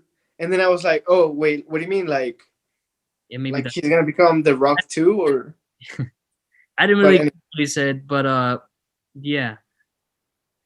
So anyway, so yeah, the world's falling apart because he's granting everyone their wish, and in return, he's regaining his health, um, and which is what he was giving away for becoming as powerful as he was. mhm. At the same time, it's like, is this going to have to be a process that he's going to have to do consistently to keep on having good health, or what is like, I don't know. Yeah, Um, I think it's something he'd have to do consistently. But so yeah, he which obviously wasn't going to work out. So I don't know. And then, well, big part, he just gave Barbara all basically all the rage from the world. yeah, and gave and let her become a new apex predator. Apex predator, baby. And then she looked like cheetah, like a cheetah. We were actually discussing. I think she's actually a character in the comics. Yeah, Um, uh, that is actually a villain in the storylines, right? yeah. Where what her name is probably Cheetah or something. Her We're name's gonna probably have to do more reading for the next videos, but on the comic side. But when I was watching them, I was like, I'm pretty sure that probably is like a comic yeah. I figure. just don't think it like translates well to the screen. That's Yeah, yeah. What did you think it was odd that she just came off as a cheetah out of nowhere? Uh, pretty much. The only thing that they like hinted at was that earlier she says, "Oh yeah, I also studied in zoology," and I was like, and "That's all that they alluded that she was into animals." They should have been like, "Oh, she's a big cat person. She's a cat lady, and she has a bunch of cats because she's alone all the time, so she's a cat lady, and now she wants to be a cat because alley cats, Well, aristocats." well, she cannot take away one Catwoman's role neither. Yeah, I don't know. It was kind of if like weird, Yeah. but so yeah, so she confronts Maxwell, and she realizes that he can't really be reasoned with on trying. Well, first she fights Barbara Okay, yeah, yeah. She fights with Barbara. with her new armor. Well, not her new armor, but the armor from an Amazonian that Save the was, other Amazonians from. yeah, she was a great warrior. She saved the other Amazonians. More about that later. And then, what do you think about the fight? How was the fight? Good action scene, but what else do you think? I like. I thought it was a good action scene. Obviously, I didn't think like I thought. Honestly, I thought that the CG like just the idea of her like the CGI that they made for the trailer I thought was way worse than what we got. So I was like, oh, she doesn't look that bad, but like I still don't think it looks the best. Anyway, at the end of the fight when the little like power line is about to like hit into the water and electrocute her, Diana's like trying to be like, oh, revoke your powers, and then but she doesn't, and it lands into the water and electrocutes Barbara. But like at the same time, why did it not electrocute Wonder Woman? She was inside the Yeah, I was inside the water too, and I think if Barbara was as strong as Diana, and maybe if not stronger, because now she's an apex predator. I don't know. Why did it not kill Diana as well? I don't know. I didn't kill Barbara either, but like, why did it not like hurt Diana. affect her? That's a question that raised to me too. When I was watching it, I was like, like they're both in the water. Why is it just hurting one and not the other? At the same time, it might have been that that Barbara actually had contact with the cable, but it just didn't make a lot of sense because I think if she was feeling, if Barbara had contact, I mean, I'm not a big science guy, so I wouldn't know if I'm right, but You're not if Stefan, Barbara, this guy? if Barbara had contact with the cable, and I know water is an electricity conductor, and then Barbara gets electrocuted, and then Diana was holding her, wouldn't she also get Yeah, electrocuted? that's what I Or was. she screwed? Why is Yeah, she no, like? I know that's exactly your Yeah, point. yeah, I thought about the same thing. I'm wondering if that is the case, why she didn't feel that, or maybe Diana actually has more powers because she's actually a demigod, and Barbara just has a lot of power. yeah. But she wanted to be just like Diana. I don't know. Well, Maybe. she said, I want to have these attributes from Diana." She said like, "I want to be as powerful and all these other things," but I don't think that gave her actually the power to be a demigod. Like, she didn't become a demigod. Okay. Yeah, I I don't know. mean, It that's does my feel, takeaway that's the only from way it this. makes sense. Yeah, I think it is actually. It was definitely a controversial part. Also, Diana's armor, really cool looking. Like, whoa, it's a great, like, if we're ever gonna have a score for what is gonna be like wardrobe, pretty cool. Like, she looks badass in it. However, I think it's a classic like comic like armor for her. yeah, it probably is, and it looks awesome. And yeah, although the fact that this is supposed to be like a super strong, super amazing um, armor, and it basically served like for like 2 minutes. But And she's like, "Forget this. Let me throw it off." yeah, this is trash now. Uh, it might also have shown how powerful Barbara actually was, but Yeah, at the same time, I thought the armor was going to be a little bit more epic on the strong side, yeah.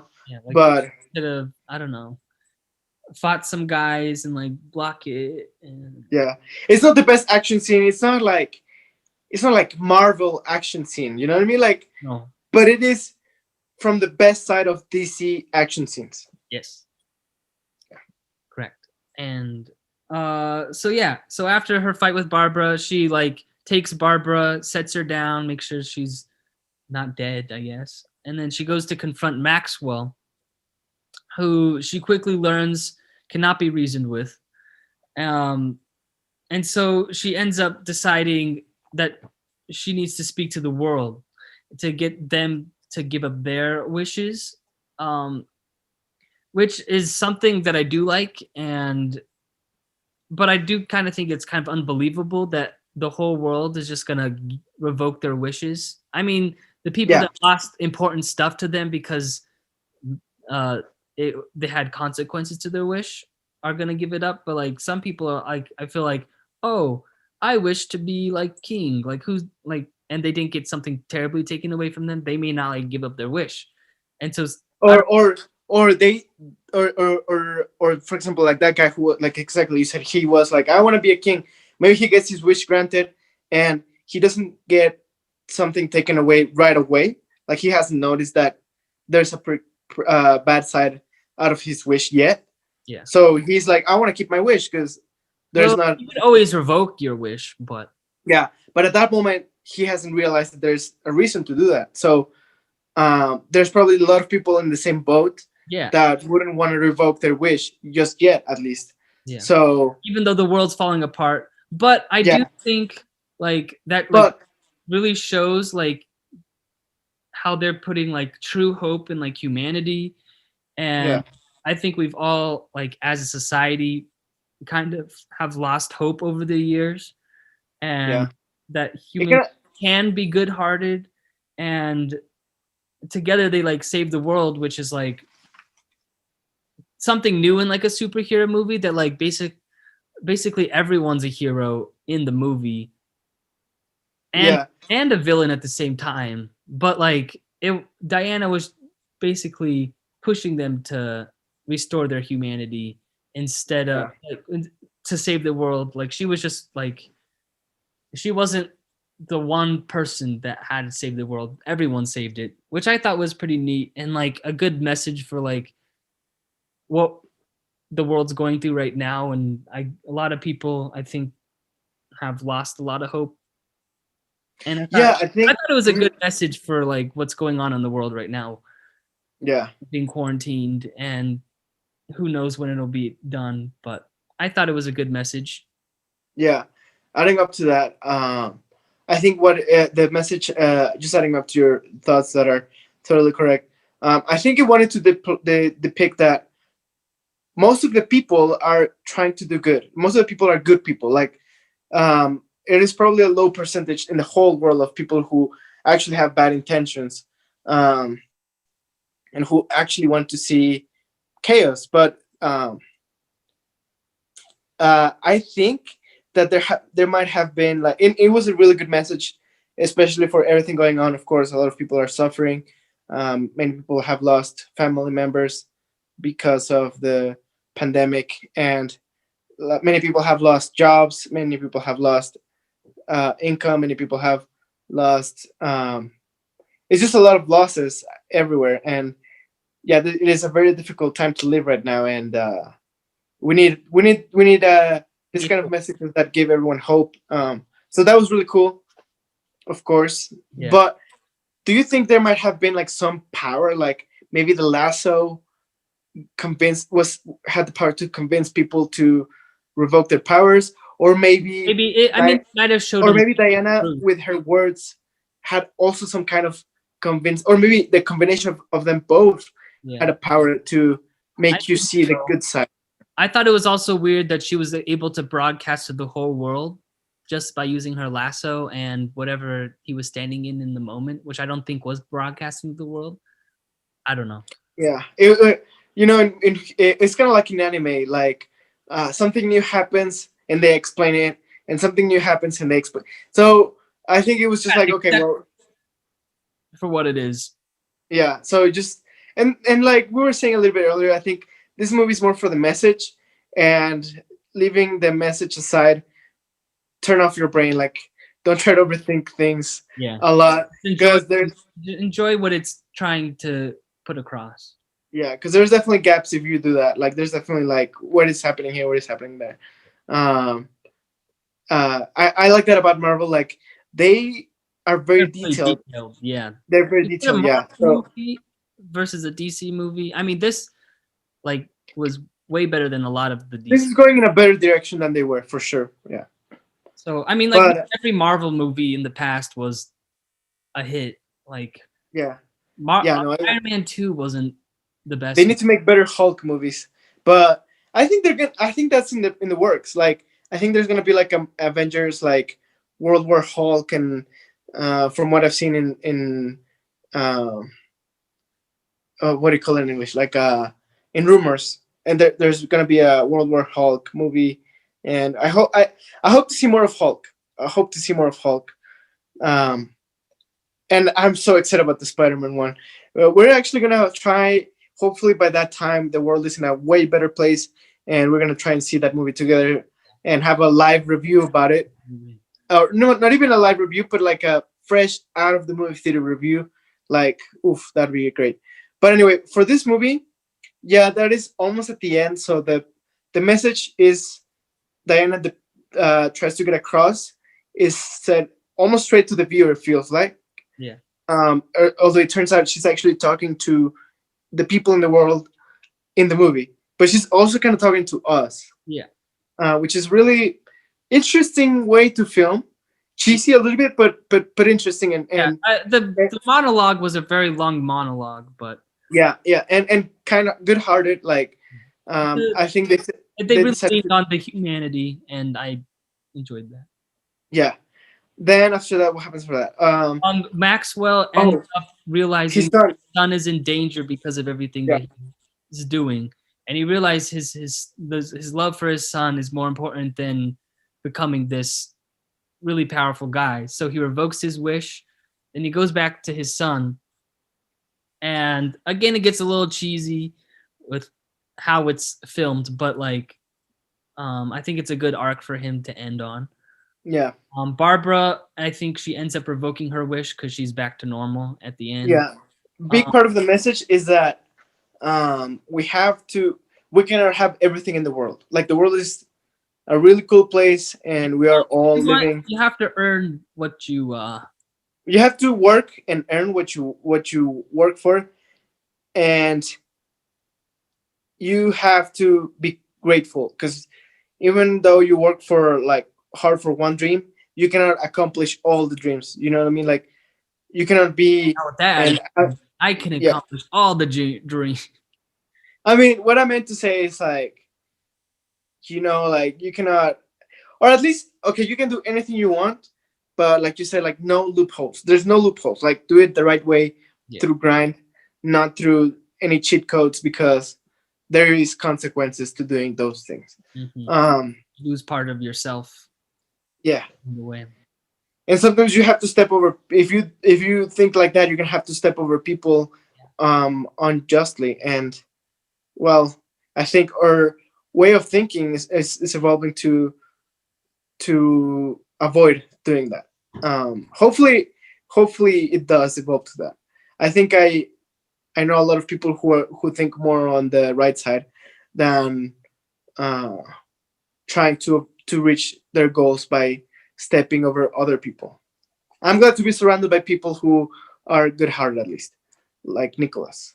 And the two guest stars that we're gonna have, they're also great people who know that true goals are reached by a grind.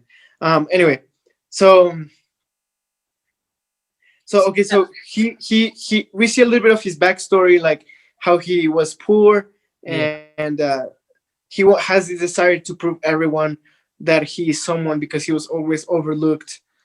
And then his son uh, calls for him. He realizes what is actually important in his life. What is actually important in his life is his family, not actually his power. Then that's another message there, right there. He revokes his dream, and just like that, I think everything ends. Which it was kind of like, okay, cool. Like, don't overthink it. Don't overthink it, Stefan. Just let it I be. think everyone gave up their wish, so then the world, like everybody, came together and saved the world.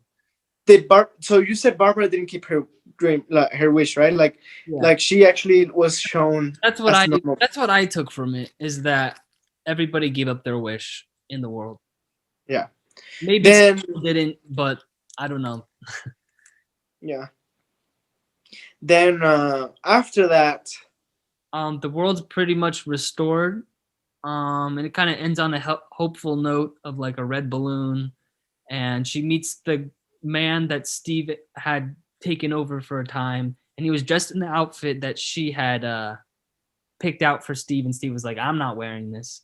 And but Diana like sees him, and she's like, "Oh, that's a nice outfit." And he's like, "Yeah, my friends make fun of me for it, but I like it." And they kind of have like a connection there.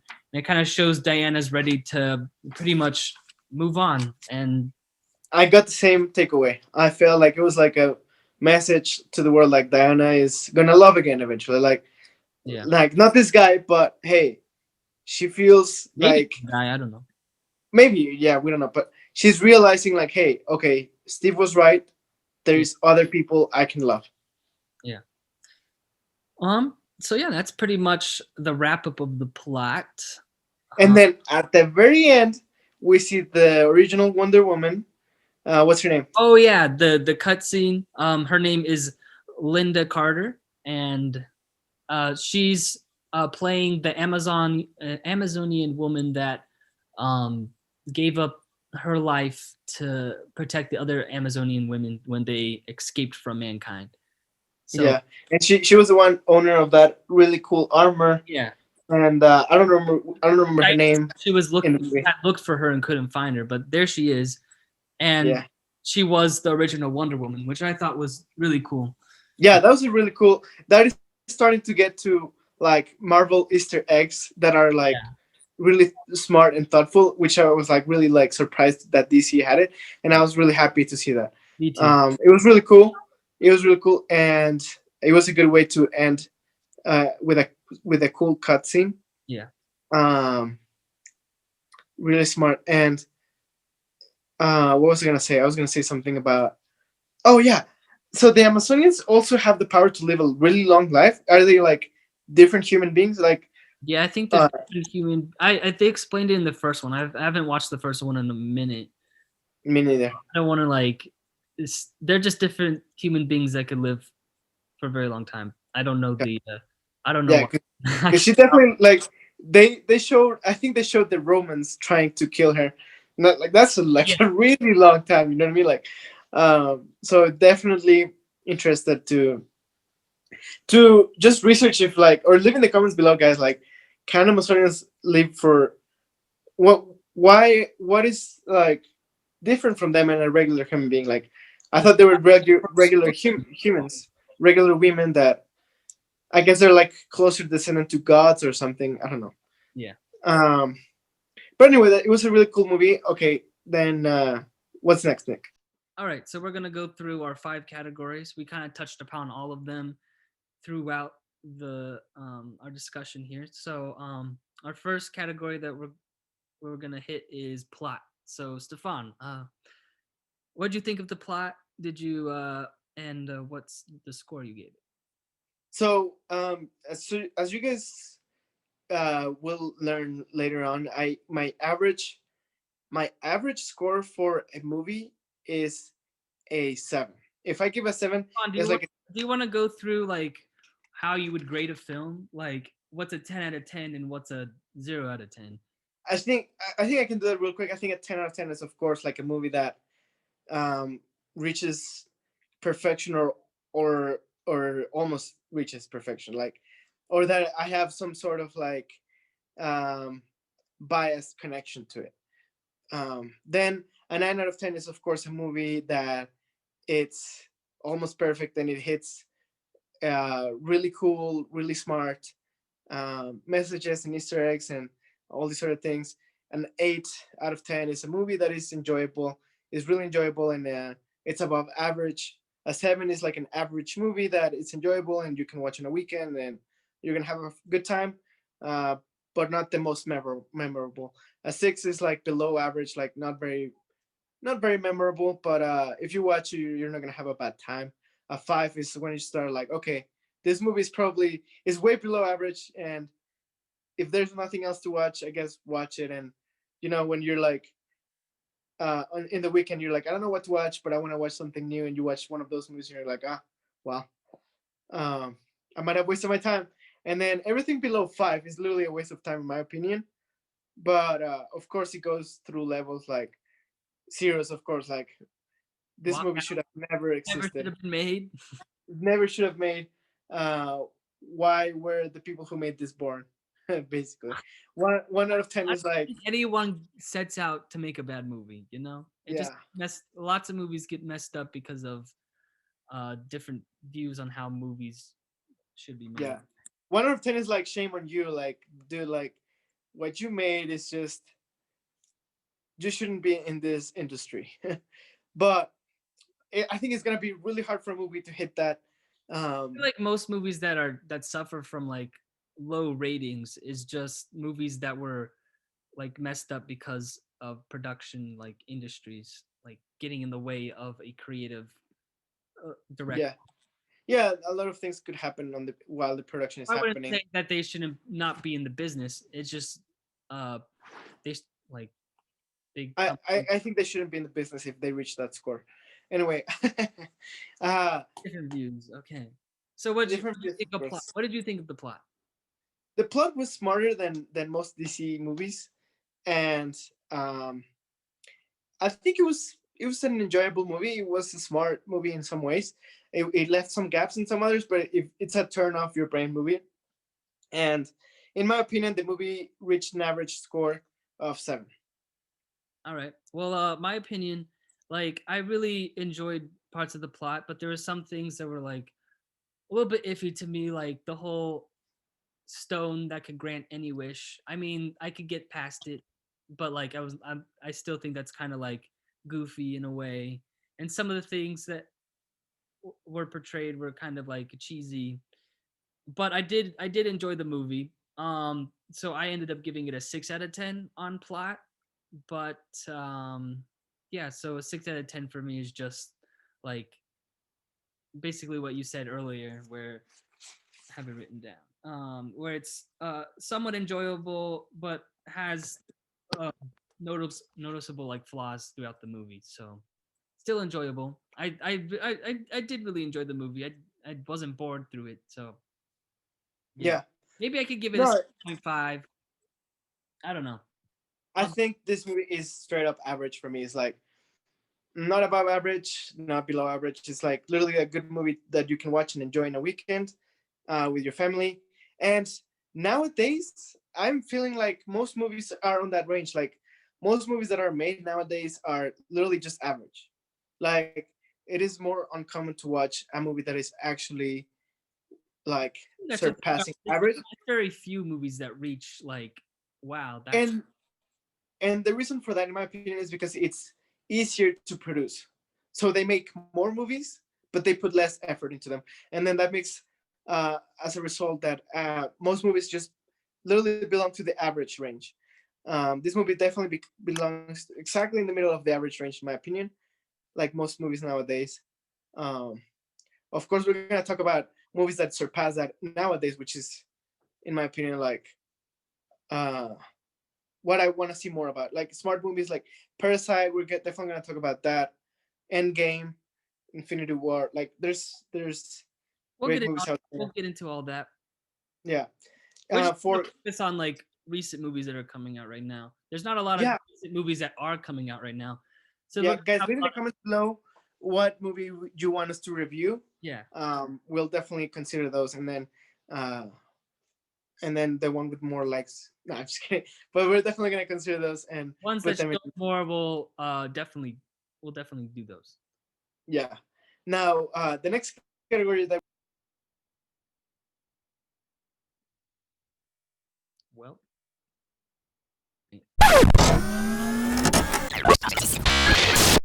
it's resumed. okay, guys, technical difficulties again. Let's move on to characters. Um, Nick, what did you give the movie for characters? Well, I thought they had like I don't know. It was kind of a mixed bag with characters for me. So I think Diana and Steve, like their little banter back and forth and their chemistry was really really strong, and I liked any time that they were on screen together. Um, and I feel like they did a very good job with character development. Um, with all four of their main leads. Just some of it was kind of cheesy. The Barbara character development kind of fell flat when she decided to become an alpha predator. So that was kind of weird to me. And then, I agree. Like, where did that come from, right? Like, yeah, it this just woman who is literally just, yeah, yeah, I agree on that. so yeah. So I don't know. I think it was kind of a mixed bag. So I kind of gave it a 6.5 out of 10. What about you? Okay, so for characters, like you said, I really liked Diana's and Chris's or Steve and Diana's chemistry in the movie and their connection, and I really liked their interactions. I really liked their since their banter, like you said, was really funny when you see like the oh, what is this? Is this also part of the museum? That's trash can and things like that. That's Those just were funny parts. Or the whole like when they were dressing together and then he was like they were choosing an outfit for him. That was kind of funny as well. He also ended up leaving with the same outfit as the day before, if you notice. Um, I yeah, didn't. yeah. So he didn't even like change. I think the only thing he added was like the fanny pack, because he was insistent about that fanny You pack. like the fanny pack. I He don't. was insistent. Fanny packs will return. He was insistent about it. I think fanny packs are useful. For example, when you're traveling and you need your passports available quick, like it's a good way to have it. Other than that, I think they're totally a dad accessory that I wouldn't wear outside of the airport. I really liked Diana's and Steve's interaction. I think Maxwell did a good job in his arc to depict a person who would want more power, and like how it is difficult to stop that. I think it was well portrayed. I think Barbara was like the textbook villain, like textbook villain, like someone who is like cast away and then in society, and then she gains power somehow, and then she wants to, From The Incredibles. yeah, and then she wants to um, gain revenge because of it. So I think it was textbook villain. Just to me, that's average. And then I did think it was kind of odd that she just like, okay, now she's a cheetah. Okay, interesting. Um, but in that part, what you see from her is that she wants to be seen by. She thinks that Diana thinks that she's not able to control power, but that's not really the case. But she's almost like wired to think that way now. And then Last part of her like her humanity when she made her wish, and that's what was taken from her. yeah, then who else is another? Yeah, I mean those are the main ones, and uh, my opinion is very very similar to yours. Yeah, I think Barry's a textbook villain. Um, Maxwell is Maxwell is like anti-villain, kind of like he wanted to have success for himself, which led eventually to him wanting like literally ultimate power. Wonder Woman was a really good character arc, and then Chris Pine with portraying Steve Trevor as well. My score for that was a 7 flat, so average. For the score, Yeah, is that all you have to say about it? yeah. We can move to My score for the score, um, well, I thought it was pretty much forgettable. Like I watched the movie like I don't know, what was it? Sunday, and I can't think of the score at all. Like I there wasn't any point in the score that moved me. Like some films like the It's score, not Guardians of the Galaxy, okay? It's not Guardians of the Galaxy. Look, I actually have right here the CD for it. This volume one, volume 1. goals for score goals. But like that was the score is more like that's more like a soundtrack, and the score is more like just like the background music basically. Gotcha. But I Still mean, it's also forgettable. part of the score because it does add. Still forgettable. Yeah, like I Uh, were there any it's like not. It's were not were Interstellar there any songs or were there any songs like in the movie other than like how Guardians of the Galaxy has songs? Did they have songs? I don't remember them.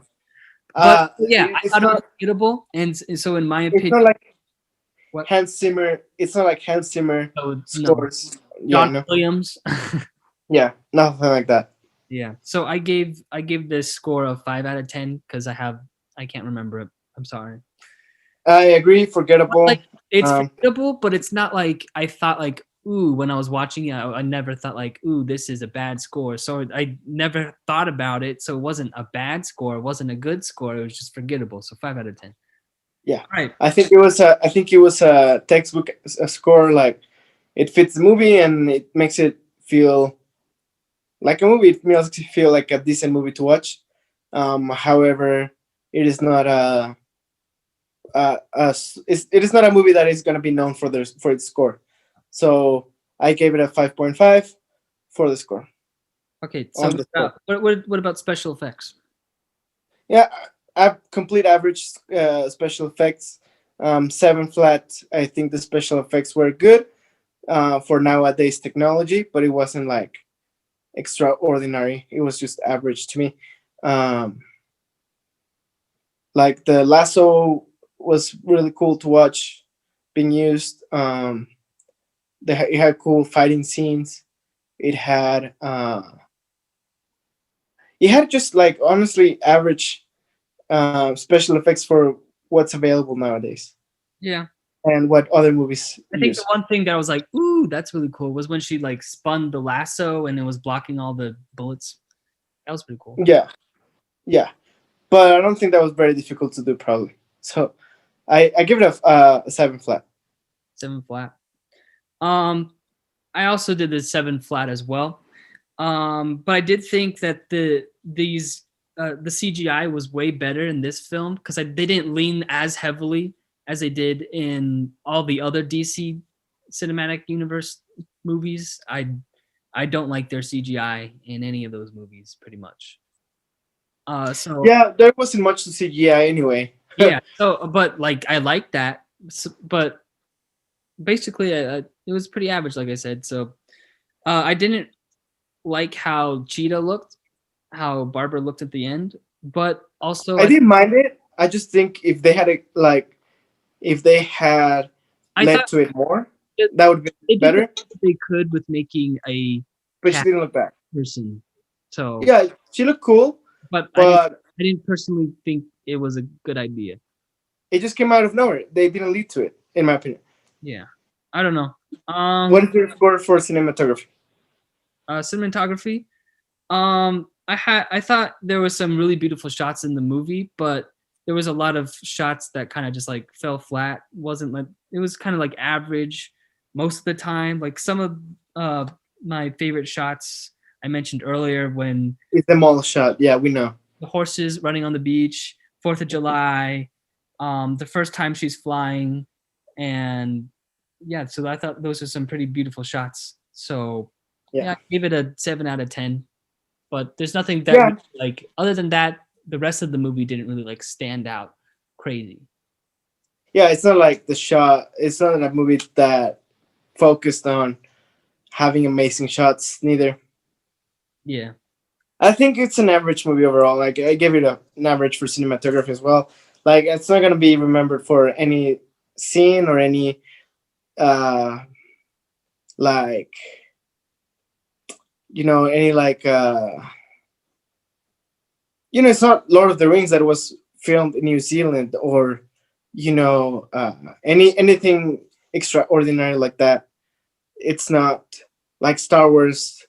The what was it? The Last Jedi, where like the spaceship gets split in two and it just basically stops time, and that was such a cool scene. Like it wasn't like anything extraordinary in any way. It was average because it was not unenjoyable neither. So I gave it a seven flat as well. All right. So what was your overall score for the movie? It was 6.5. What about you? There's a 6.5. Mine was actually 6.4. So we got Gotcha. pretty close. So those two averaged together. It's just like 6.45, right? Yeah. You're doing the Uh, math right? It's been a minute. it's gonna be in the range of 6.4 and some. Yeah. So 6.4. We can Six or point we can round it up. Let's round it up. 6.5. 6.5 is the score for this movie. 6.45. So yeah, rounded up 6.5. Yeah. We could also add in our two guest stars scores. Opinions. See Yeah. what they got Scores. Yeah. because What was the score? Do you remember the score from the Force Awakens? The overall? the overall was a 7. That's Hmm. what Yeah, I think if we compare it, because it's a little bit comparable, um, it had more. It had more like development with their characters that I liked, like Ray and what was it? Finn. It was Finn, right?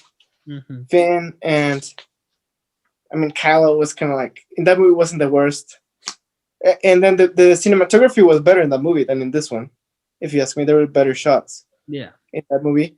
Um, the cinematography was better. The score was better because it's If Star it Wars. if it was its own unique movie, it would have gotten like way higher ratings. Yeah. In my opinion. So it's a little bit. It's not way On better, but Rotten Tomatoes, it gets like a 95. but if you're choosing between watching this movie and The Force Awakens, watch The Force Awakens. This one's It is a definitely a unique story and definitely has things to enjoy. yeah, but it is just a barely lower Let's see. score. Let me see So what. Force Awakens 7 so far. We have Force Awakens 7, and we have Wonder Woman 84 at 6.5. We also have our guest speakers coming up Coming up and on our hot takes. Hot takes. hot takes. We have very controversial thoughts about the movie coming up, and well, overall score so far between the main reviewers here is 6.5. Yes. Leave in the comments below what you think, what your score that you would give to this movie is, and why.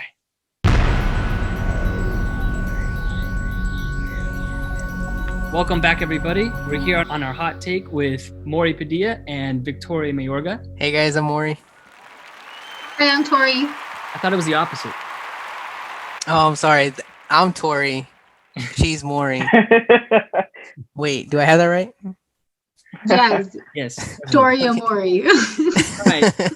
We're here for a hot take. Tell us where you guys are from. Tell us where you guys are from. Where are you from? You want to go first, Maury? Where are you from? Where are you from, Maury? Okay, I'm from. Well, I'm here in Austin, Texas, actually. Austin, Texas. Great city. Yeah. Best city in Texas. Oh, For you sure. miss it? What about you, Tori? Where are you from? I'm from Floresville, Texas, but I go to school in Temple, so that's where I'm currently at. Very Temple. Have I heard of that place before? Well, it's actually Belton, Texas.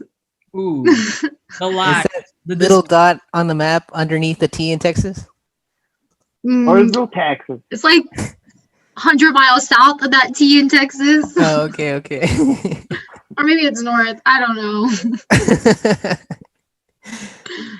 Well. Okay, so we're gonna talk about your guys' two different views of the movie. Both of you have completely different views.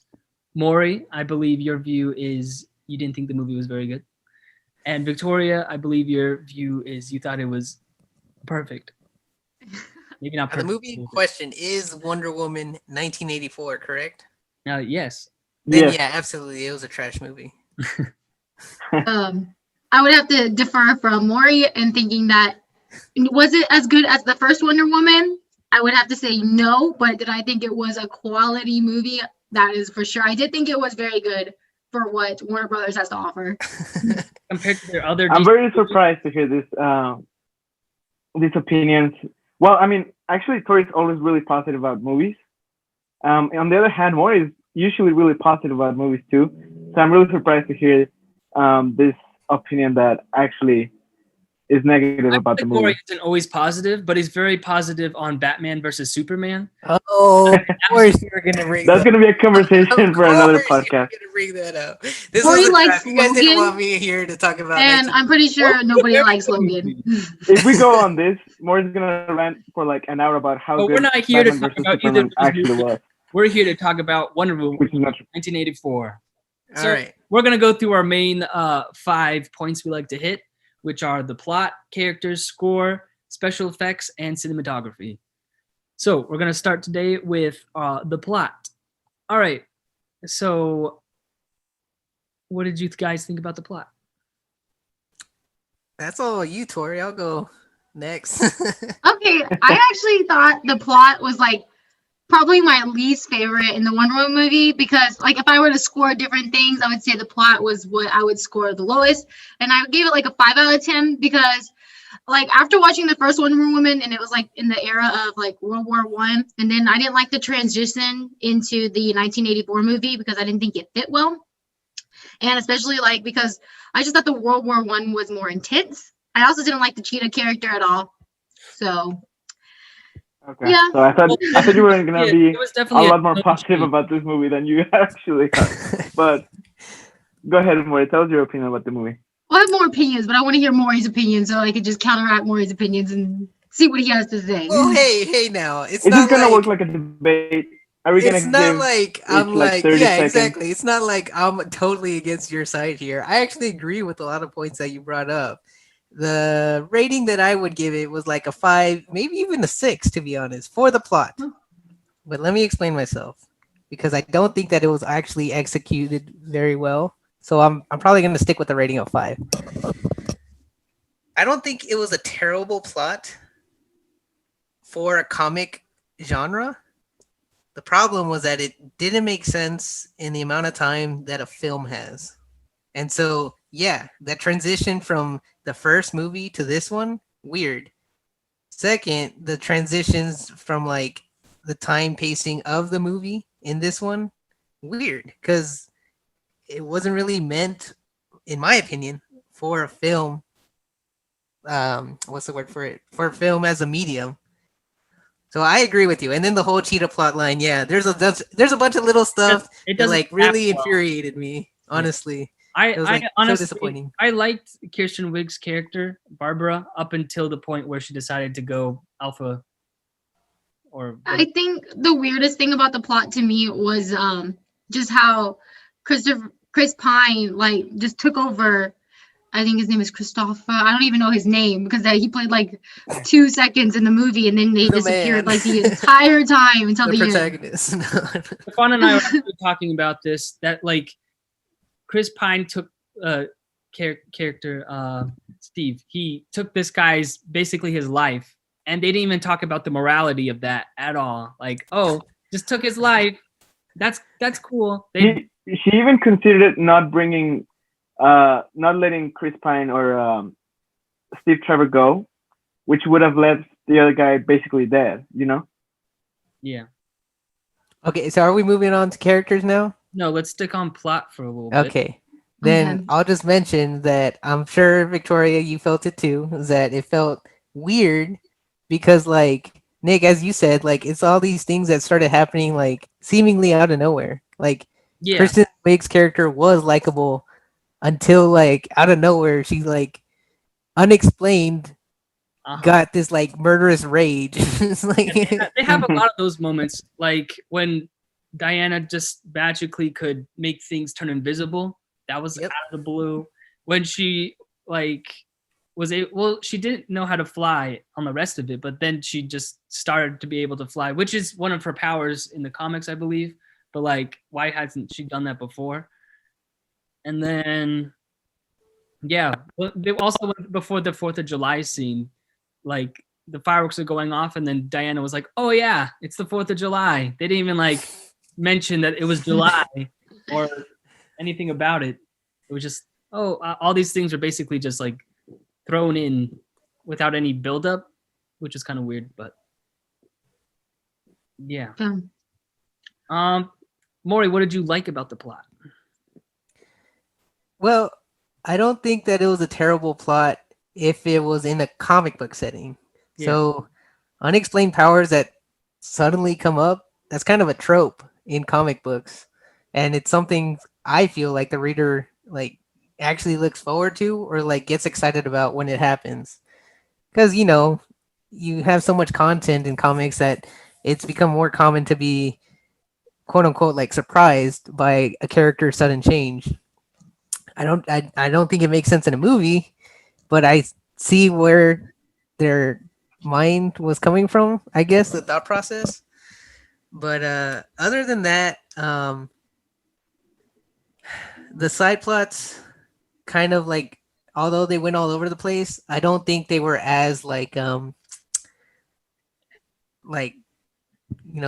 completely tangential to like the main story. Like I didn't think it did a terrible job of like tying them back into what was happening between the characters and then in the whole movie as a whole. Felt a little bit like lazy writing, but not like terribly so. I felt like this movie was more like character centered. I mean, they didn't do the best job with it, but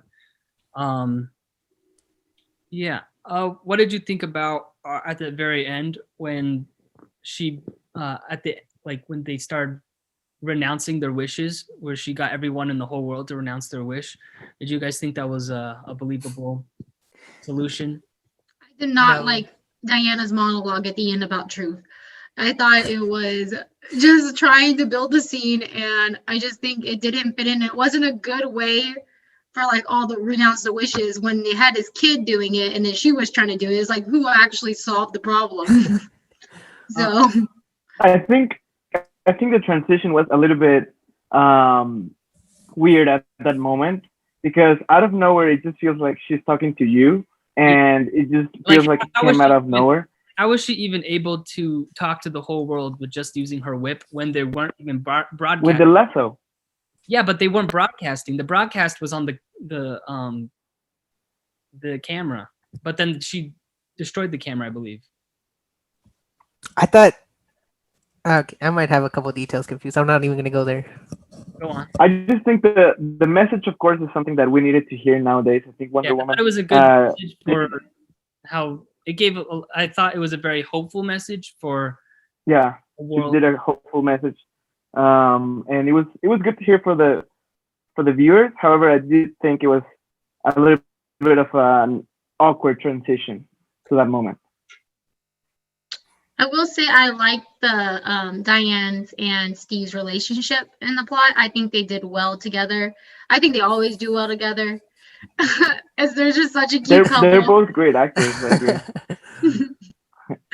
Yeah, they fit well together too. I agree. Yeah, let me just forget about this whole like world that I've been maintaining and like saving and like just go gaga over this guy for like a solid week or a day, whatever. Yeah. It was.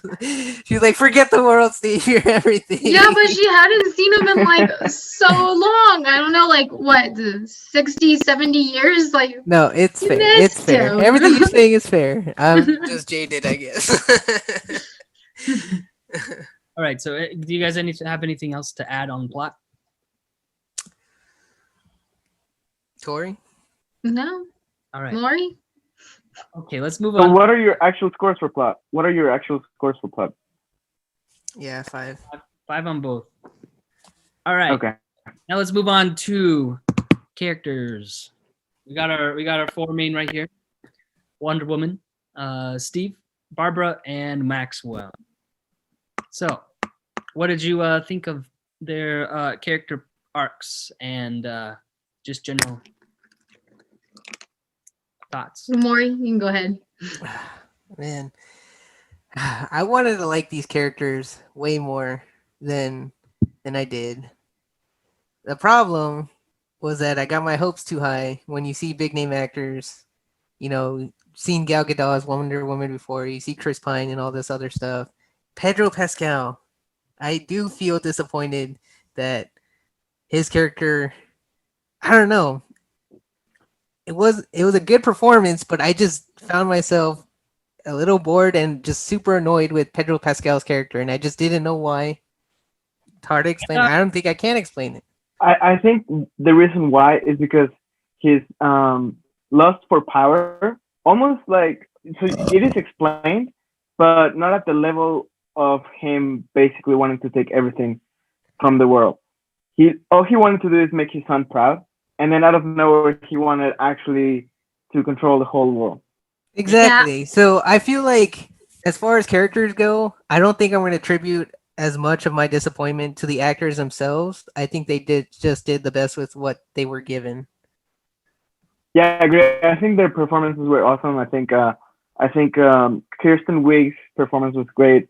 Also, Gal Gadot, Pedro Pascal, Steve Trevor, Chris Pine, they were all great performances in my opinion as well. What do you think, Victoria? I would say that acting wise, this is what I scored them 9 out of 10 because these are all great actors.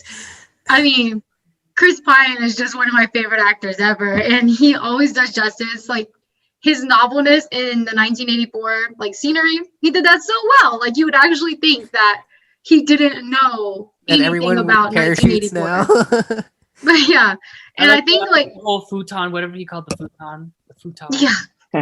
Funny. I thought that Gal Gadot also played Wonder Woman well. She always does. I like that she showed that even though that she loved Chris Pine and Steve in the movie, that she chose like to save the world. So it just showed how good of a superhero she actually is, because she was willing to give him up, kind of thing. Even they kind of like switched like roles between the two movies, because Wonder Woman didn't know anything about the normal world in the first one, and Chris was basically showing her everything, and then it switched. That's a good observation. Yeah. So I thought that was Yeah. I think out of the 4 characters, it was Wonder Woman and Steve Trevor's the best performance in the movie, and the best plot storyline too. I think that Barbara and what is his name, Pedro Pascal, Maxwell Lord, they left a little bit more to wish for. I think Kristen Wiig did a great job playing Barbara, but I think it was when they switched over to Cheetah, it just got really weird, because like she did great, like lining herself up, like becoming power hungry to become more like Diane. But once she became Cheetah, then it was just like she was just this, because she had a goodness in her, and then she just became this horrible person that like just forgot about her entire past, which I didn't really like that much. That okay, I'm an evil person now. So what you guys are basically trying to say is that the characters are good, but they can be better. No, I didn't like the characters. There was aspects about them that I liked. I feel like with any of these big blockbusters, you're gonna get those comedic laughs that are somewhat well timed. You didn't like any of their arcs though? The issue that I keep having is that I like some parts of the arcs. I just keep feeling like either I feel like it's an unfinished work, or they just shifted gears in a really weird way that just disappointed me. Well, yeah, they definitely shifted gears with Barbara. I would say with Wonder Woman too. She went from the start of this movie being a really successful, like very confident, high performing, like on a pedestal, to Cheetah's character, to Kristen Wiig's character, to like this, I don't know, just completely like one track minded, like forget everything else, kind of like See, but that's what I everything. I think that's believable Character. when it's like when she's like confronted with this person that she lost, like how many, it's more than 50 years or something, that someone that she loved, and she hasn't moved on from him.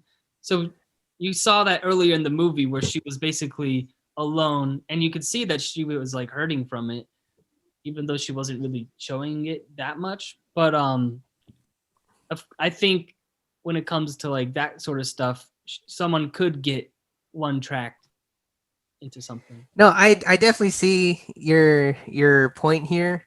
I guess what I'm just trying to say is that like it was hard for me to believe that it happened like that. You know, for someone of her caliber to completely like change her priorities like that. Yeah, but it just a shows, little harder to believe. It just makes her more human, in my opinion, because nobody like. Okay, so they're saying like there was a time when Spider-Man, he was no longer having his superpowers at that one time, and it just makes them more human and more likable, because it shows that yes, they're all powerful, but it can be easily taken from them. Just like if you're at your highest and you're successful, it can be easily taken away from you too. So see, like I just feel like it makes them more relatable. You're absolutely right. Stuff like that is what I'm talking about. The issue with here is going back to the pacing. It just happened too quick for me. Spider-Man 2 does it really well. You do see the aspect where he completely quits, and that's not what I'm faulting here. What I'm pointing out is that it was more believable because you can see it's a complete mix of factors. He loses his powers. He's like stressed about being Spider-Man all the time. He's having trouble at work. It's like all these things that add up until he reaches a breaking point, until you see something that really changes his mindset and his views on who he is and what he thinks he should be doing as Peter Parker as opposed to Spider-Man. Here in Wonder Woman, it's literally like, she happens to accidentally wish that Steve's back, and it happens, and then she's so blown away, which I'll give you, there's a surprise factor, but then it's immediately like, okay, I don't care about the world anymore. Like I'm only Gave for up you, her- Steve. And her- it's like Her goal was at that moment was to find Maxwell, and then she just basically like stopped. exactly. What I liked about Victoria's opinion though is that that probably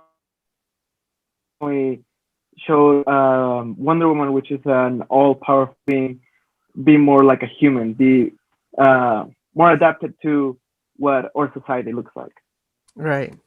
Yeah. No, you're and fair. And how honestly, Corey, there's a maybe lot of merit to what you're a saying. woman would feel.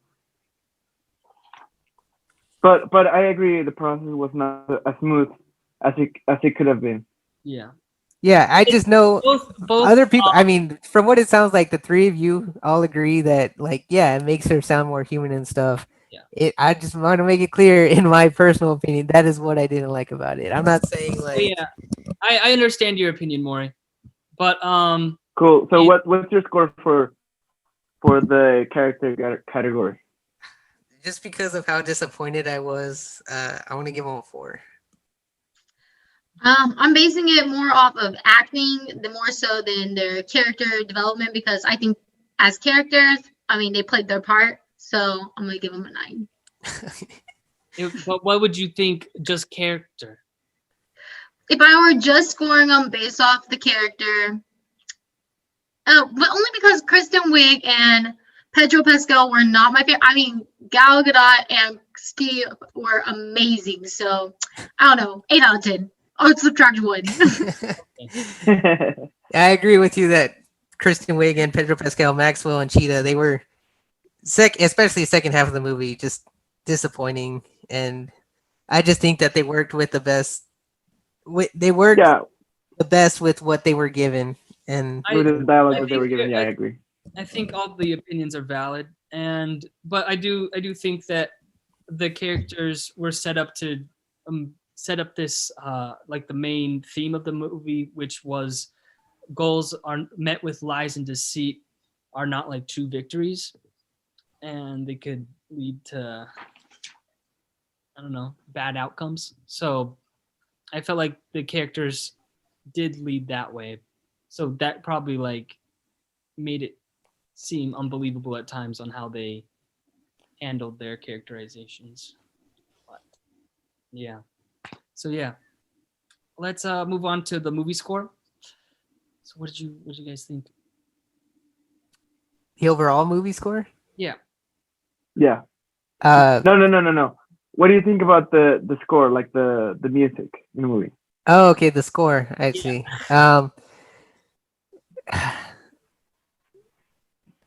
It was okay. It wasn't. It just wasn't memorable for me.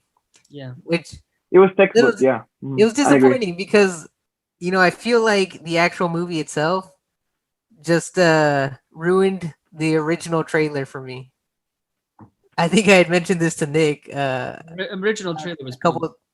A while back when we talked that I was so excited for this movie because the first trailer that released was so awesome. Yeah.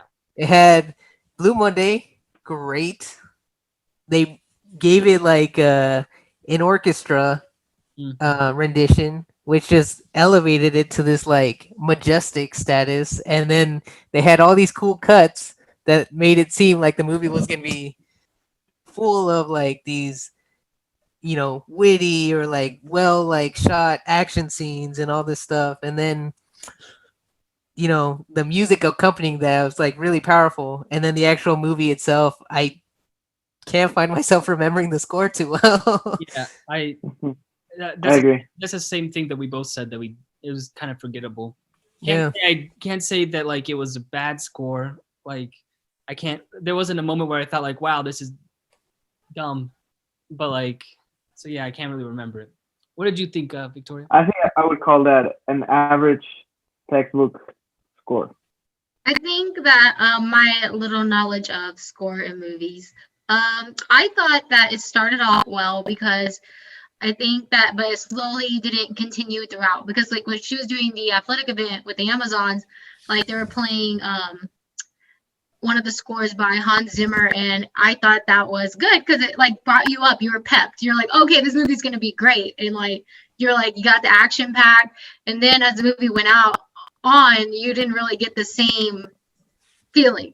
Like I really didn't feel excited throughout the entire film, but I thought it was good. It didn't like, oh, I didn't feel like nothing didn't fit in when I was listening to it. It felt like it all made sense and through the settings and the plots. But as far as really standing out, I don't think it stood out to me.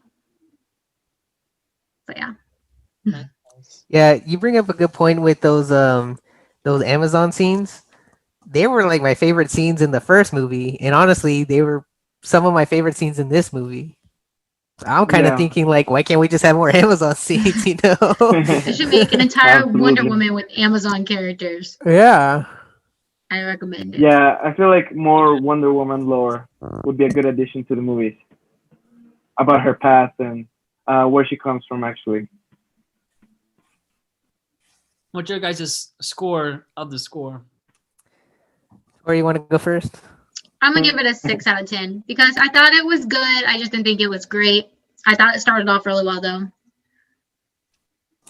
I'm gonna give it a 5. 5. Yeah. Yeah, that's what I give it. All right, I give it a 6. let's move on to Okay. special effects. Special effects. So, yeah, let's hear what you guys got to say about special effects. Are there any special effects that stood out to you? Either you did dislike Is this a them. trick question? Or you want to take this one? With my little knowledge of special effects in movies as well, I thought that Corey, what do they. you think of this special effect? Where is it? Give me a second. I can't find it. Got it. I mean, her running speed, Hmm. amazing. Looks like Yes. she's so fast. This is like if Cats was rated R or something. What did you about Nick, think you- about the special effects? I can't see. Oh, let me see. Oh, the cheetah. I thought it was okay. I mean, I think that Wonder Woman special effects were way better than the cheetahs because, like, if we're saying like her flying versus the cheetah moving around, I just didn't think it was as well played. I like when they're when the scene where she was fighting with the trucks and like Steve was behind her in that fighting scene. I thought it was really good because like when she went under the truck, I was like, oh my gosh, I got really scared because I was like, oh, that was cool. And other than that, I mean, I guess when the last part, when they were speaking about the truth dialogue and all that, and Maxwell was basically going crazy. I liked the special effects, like the little twister and everything that was around him. I just thought it was nice, and I thought it fit the part. Mhm. And other than that, I mean, I don't really have much And to say about the obviously special the- effects. Yeah. What do you guys think about the special effects during the Amazonian scene? I never think they're like terrible. I genuinely enjoy those scenes. I liked Yeah, it. I think they're amazing then. Yeah. And okay, something that feel might need to be said is that to, the studio's credit, CGIing a full person, especially a humanoid and not a strictly human person, is a difficult thing to do. You're talking about like trying to render like hair that is supposed to be on a human shape, but we don't really have a reference for that, and so they're trying to work off that as best as they can from like, I don't know, comics or like, even the imagination with just a vision in mind. To me, It's way harder to do that. What's but it that? could be more realistic. Like I think it Well, was good. that's what I'm saying is that it's way harder to do Wait. that completely CGI than it was for like the shots for the Amazon scenes or for like the fight scenes with Wonder Woman, where you actually have a real person that you can shoot, and then you just work with wires or like explosives and that kind of stuff. And so, even though you can tell the effects are like special effects or whatever, like there's post work done on them, you still have like actual people who are like extending these effects on the screen, and so it doesn't look nearly as fake as it does for like Cheetah, because for Cheetah you have to completely render the character and then animate their movements, and so there's a lot that goes into that, and I just feel like it's definitely a harder task. But man, when are people gonna understand that like that aesthetic, like just like in Cats, is not it's odd for whatever to the human eye. Like it just looks weird and creepy. It's not pleasant. Yeah. Yeah. So what would you So what's your score for special effects?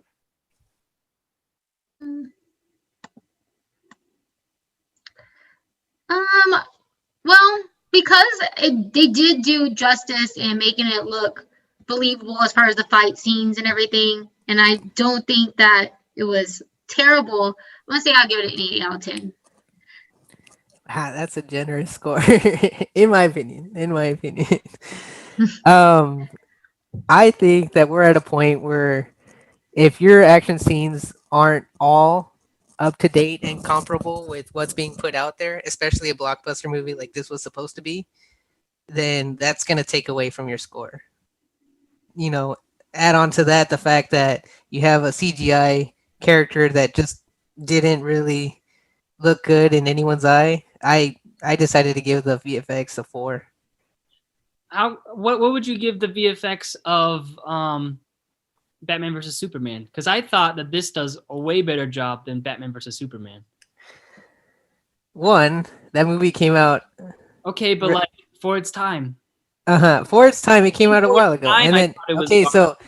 that's one factor. Two, what Batman v Superman made a lot more use of that this movie didn't was the lighting. And so I didn't like the yeah, I didn't like the lighting of the It Batman. was really dark. It was a really dark movie. You could not but see a lot. right, with it being a really dark movie, they were able to get away with a lot more of complete CGI rendering of, you know, the bigger Doomsday like character and a bunch of the other Anyway, CGI. I I think don't we think should they make got a away whole with video it about the at that Batman versus I Superman didn't movie like any of the instead CGI. of We're not ranting. gonna get into that right now. We're gonna heat it up. How I don't could want to you talk rate about this it. so low and that so high. That's what I'm trying to wonder. Because this movie I was thought like, this is supposed to.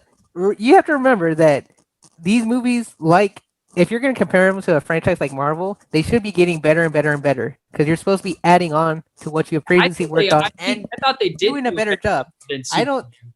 look. Everyone has their own opinion. I'm not saying mine is right. I'm just saying what I genuinely feel is that I was disappointed, and I feel like even with okay, if we're gonna get really down nitpicky, even with like the Amazon stunts and the stunts that Wonder Woman did, I feel like it was very apparent that there was wire work done. Like you could tell that she was being pulled on a wire or that the characters were being pulled on wires. And for me, that just takes me out of it a little bit.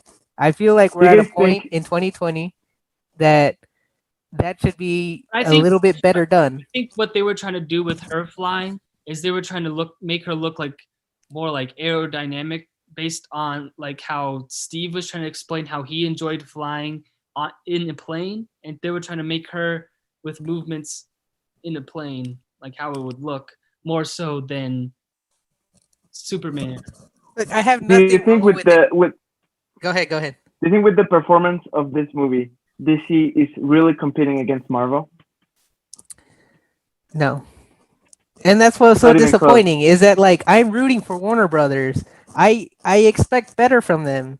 You look The at better any of their competition, DC the animated better the movies, and they're from both great sides. films. They're great. Oh, if I were to compare it to the special effects in Marvel, no comparison. Yeah, the Thor just does such a good job with the hammer scenes. It's just amazing. Oh It's yeah, just- yeah. Anyway, so what did you guys think of cinematography? I thought it was good. I thought they used good lighting the entire time. It was good contrast in between scenes, like just the scene behind you. I mean, the fireworks scene was beautiful.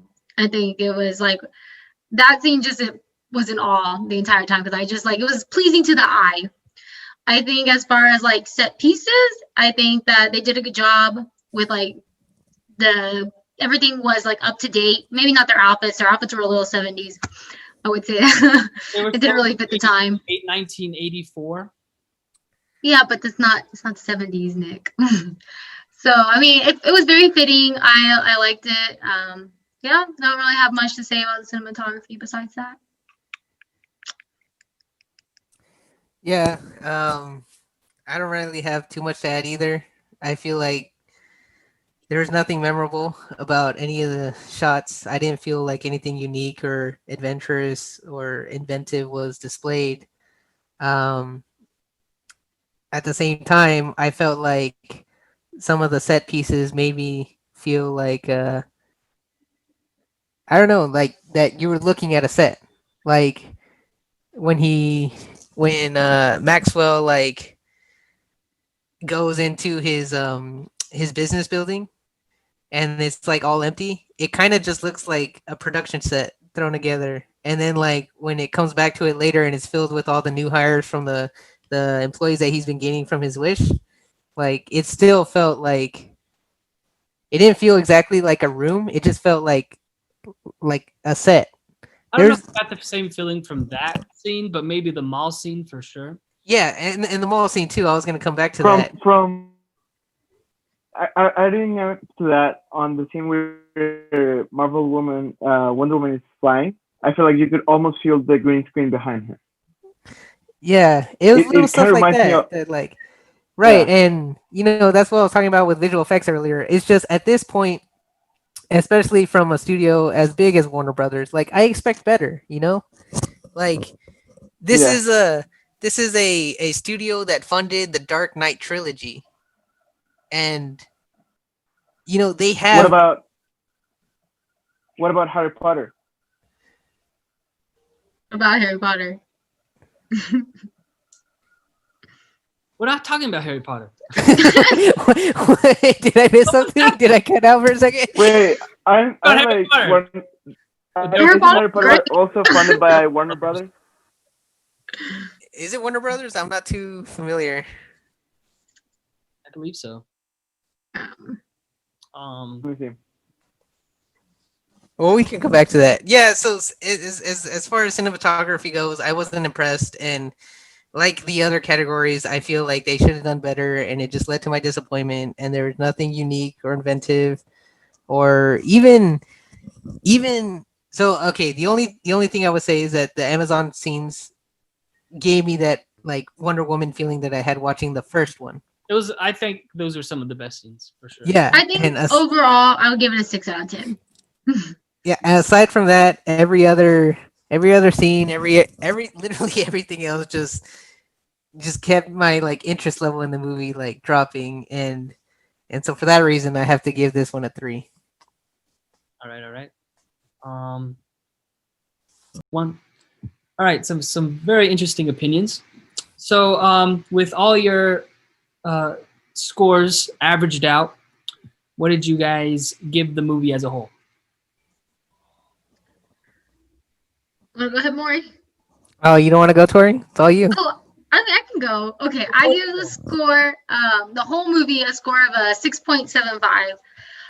Because I thought it was pretty good. I thought I was entertained the entire time. There was nothing that I felt was not entertaining. I didn't feel like it was. Like I feel like as far as DC Comics go, I think that Wonder Woman is one of their top comics because I think they do a good job with the movie overall. So that's why I gave it above average score. Above average is an 8. Why is it 8 an average? Why wouldn't 5 be the average? Wouldn't 5 be an average? Or 6? No, I guess I see what you're saying. 7 out of 10, 70% average. Because that's a C. I mean, yes, but like 5 is halfway. But 5 Okay. and 6 are basically halfway. My teachers did tell me I was average with C's. Yeah. So, Yeah, I guess if you're being saying a 70 is an average. yeah. But okay, fine. Then it's a below average, But still enjoyable. but still enjoyable. All right, Maury, what'd you give it? So I gave this movie a 4.2 overall. No enjoyment. And going off the same line of thinking as Victoria, Wonder Woman is a great comic book character. She's got some great storylines in the comics. My disappointment just really brought the score down, and I just feel a lot has to do with the fact that I expect so much better from Warner Brothers. They have a great Hyped up because of the trailer. the trailer had me so hyped. But you The didn't- second one started giving me some the warning second signs. trailer really was like, ooh, I don't know now. The second trailer did give some warning signs. I should have seen them coming, Should have seen it. but I should have seen this movie coming, but I didn't, and for that reason, I'm giving it a 4.2. Well, if we sum it up, Oh, yeah, our score, summing it what's up. the overall? But between all four of our scores, so let's see, Stefan, I believe you gave it a 6.57. 6.9. 6.9. Oh yeah. Oh wow! And then I gave it a 6.4. Victoria, you gave it a 6.75, and more you Man, gave. so I just hated this movie. For a 6 for me is like, it's I mean, for me like a If 6 we is did like, the same interview over Logan, I would give it my a 4.0. Are you score kidding didn't me? include Logan my deserves like an 11 out of expectations 10. from Warner Brothers as much. It does not. He was a depressing character the entire time. There's nothing wrong with depression in a movie. It was a nothing horrible. Oh, wrong I with just felt It was a what? gritty nothing wrong with this Western movie. classic. But like a 6 for me is somewhat enjoyable with lots of flaws. So it I still find enjoyment, but like once it starts dropping into 5, like I'm not finding any enjoyment in the movie. So I find it very average. That's Very, why- very average that's why I movie. gave it the score I gave it. So the average score between all four of us is a 5.8. Thanks to Maury. So I'm breaking down the Honestly, it's curse. probably the most honest I'm wrecking score the out of curse. all of us. I would be okay with that score. A 5.8 is probably a really honest score.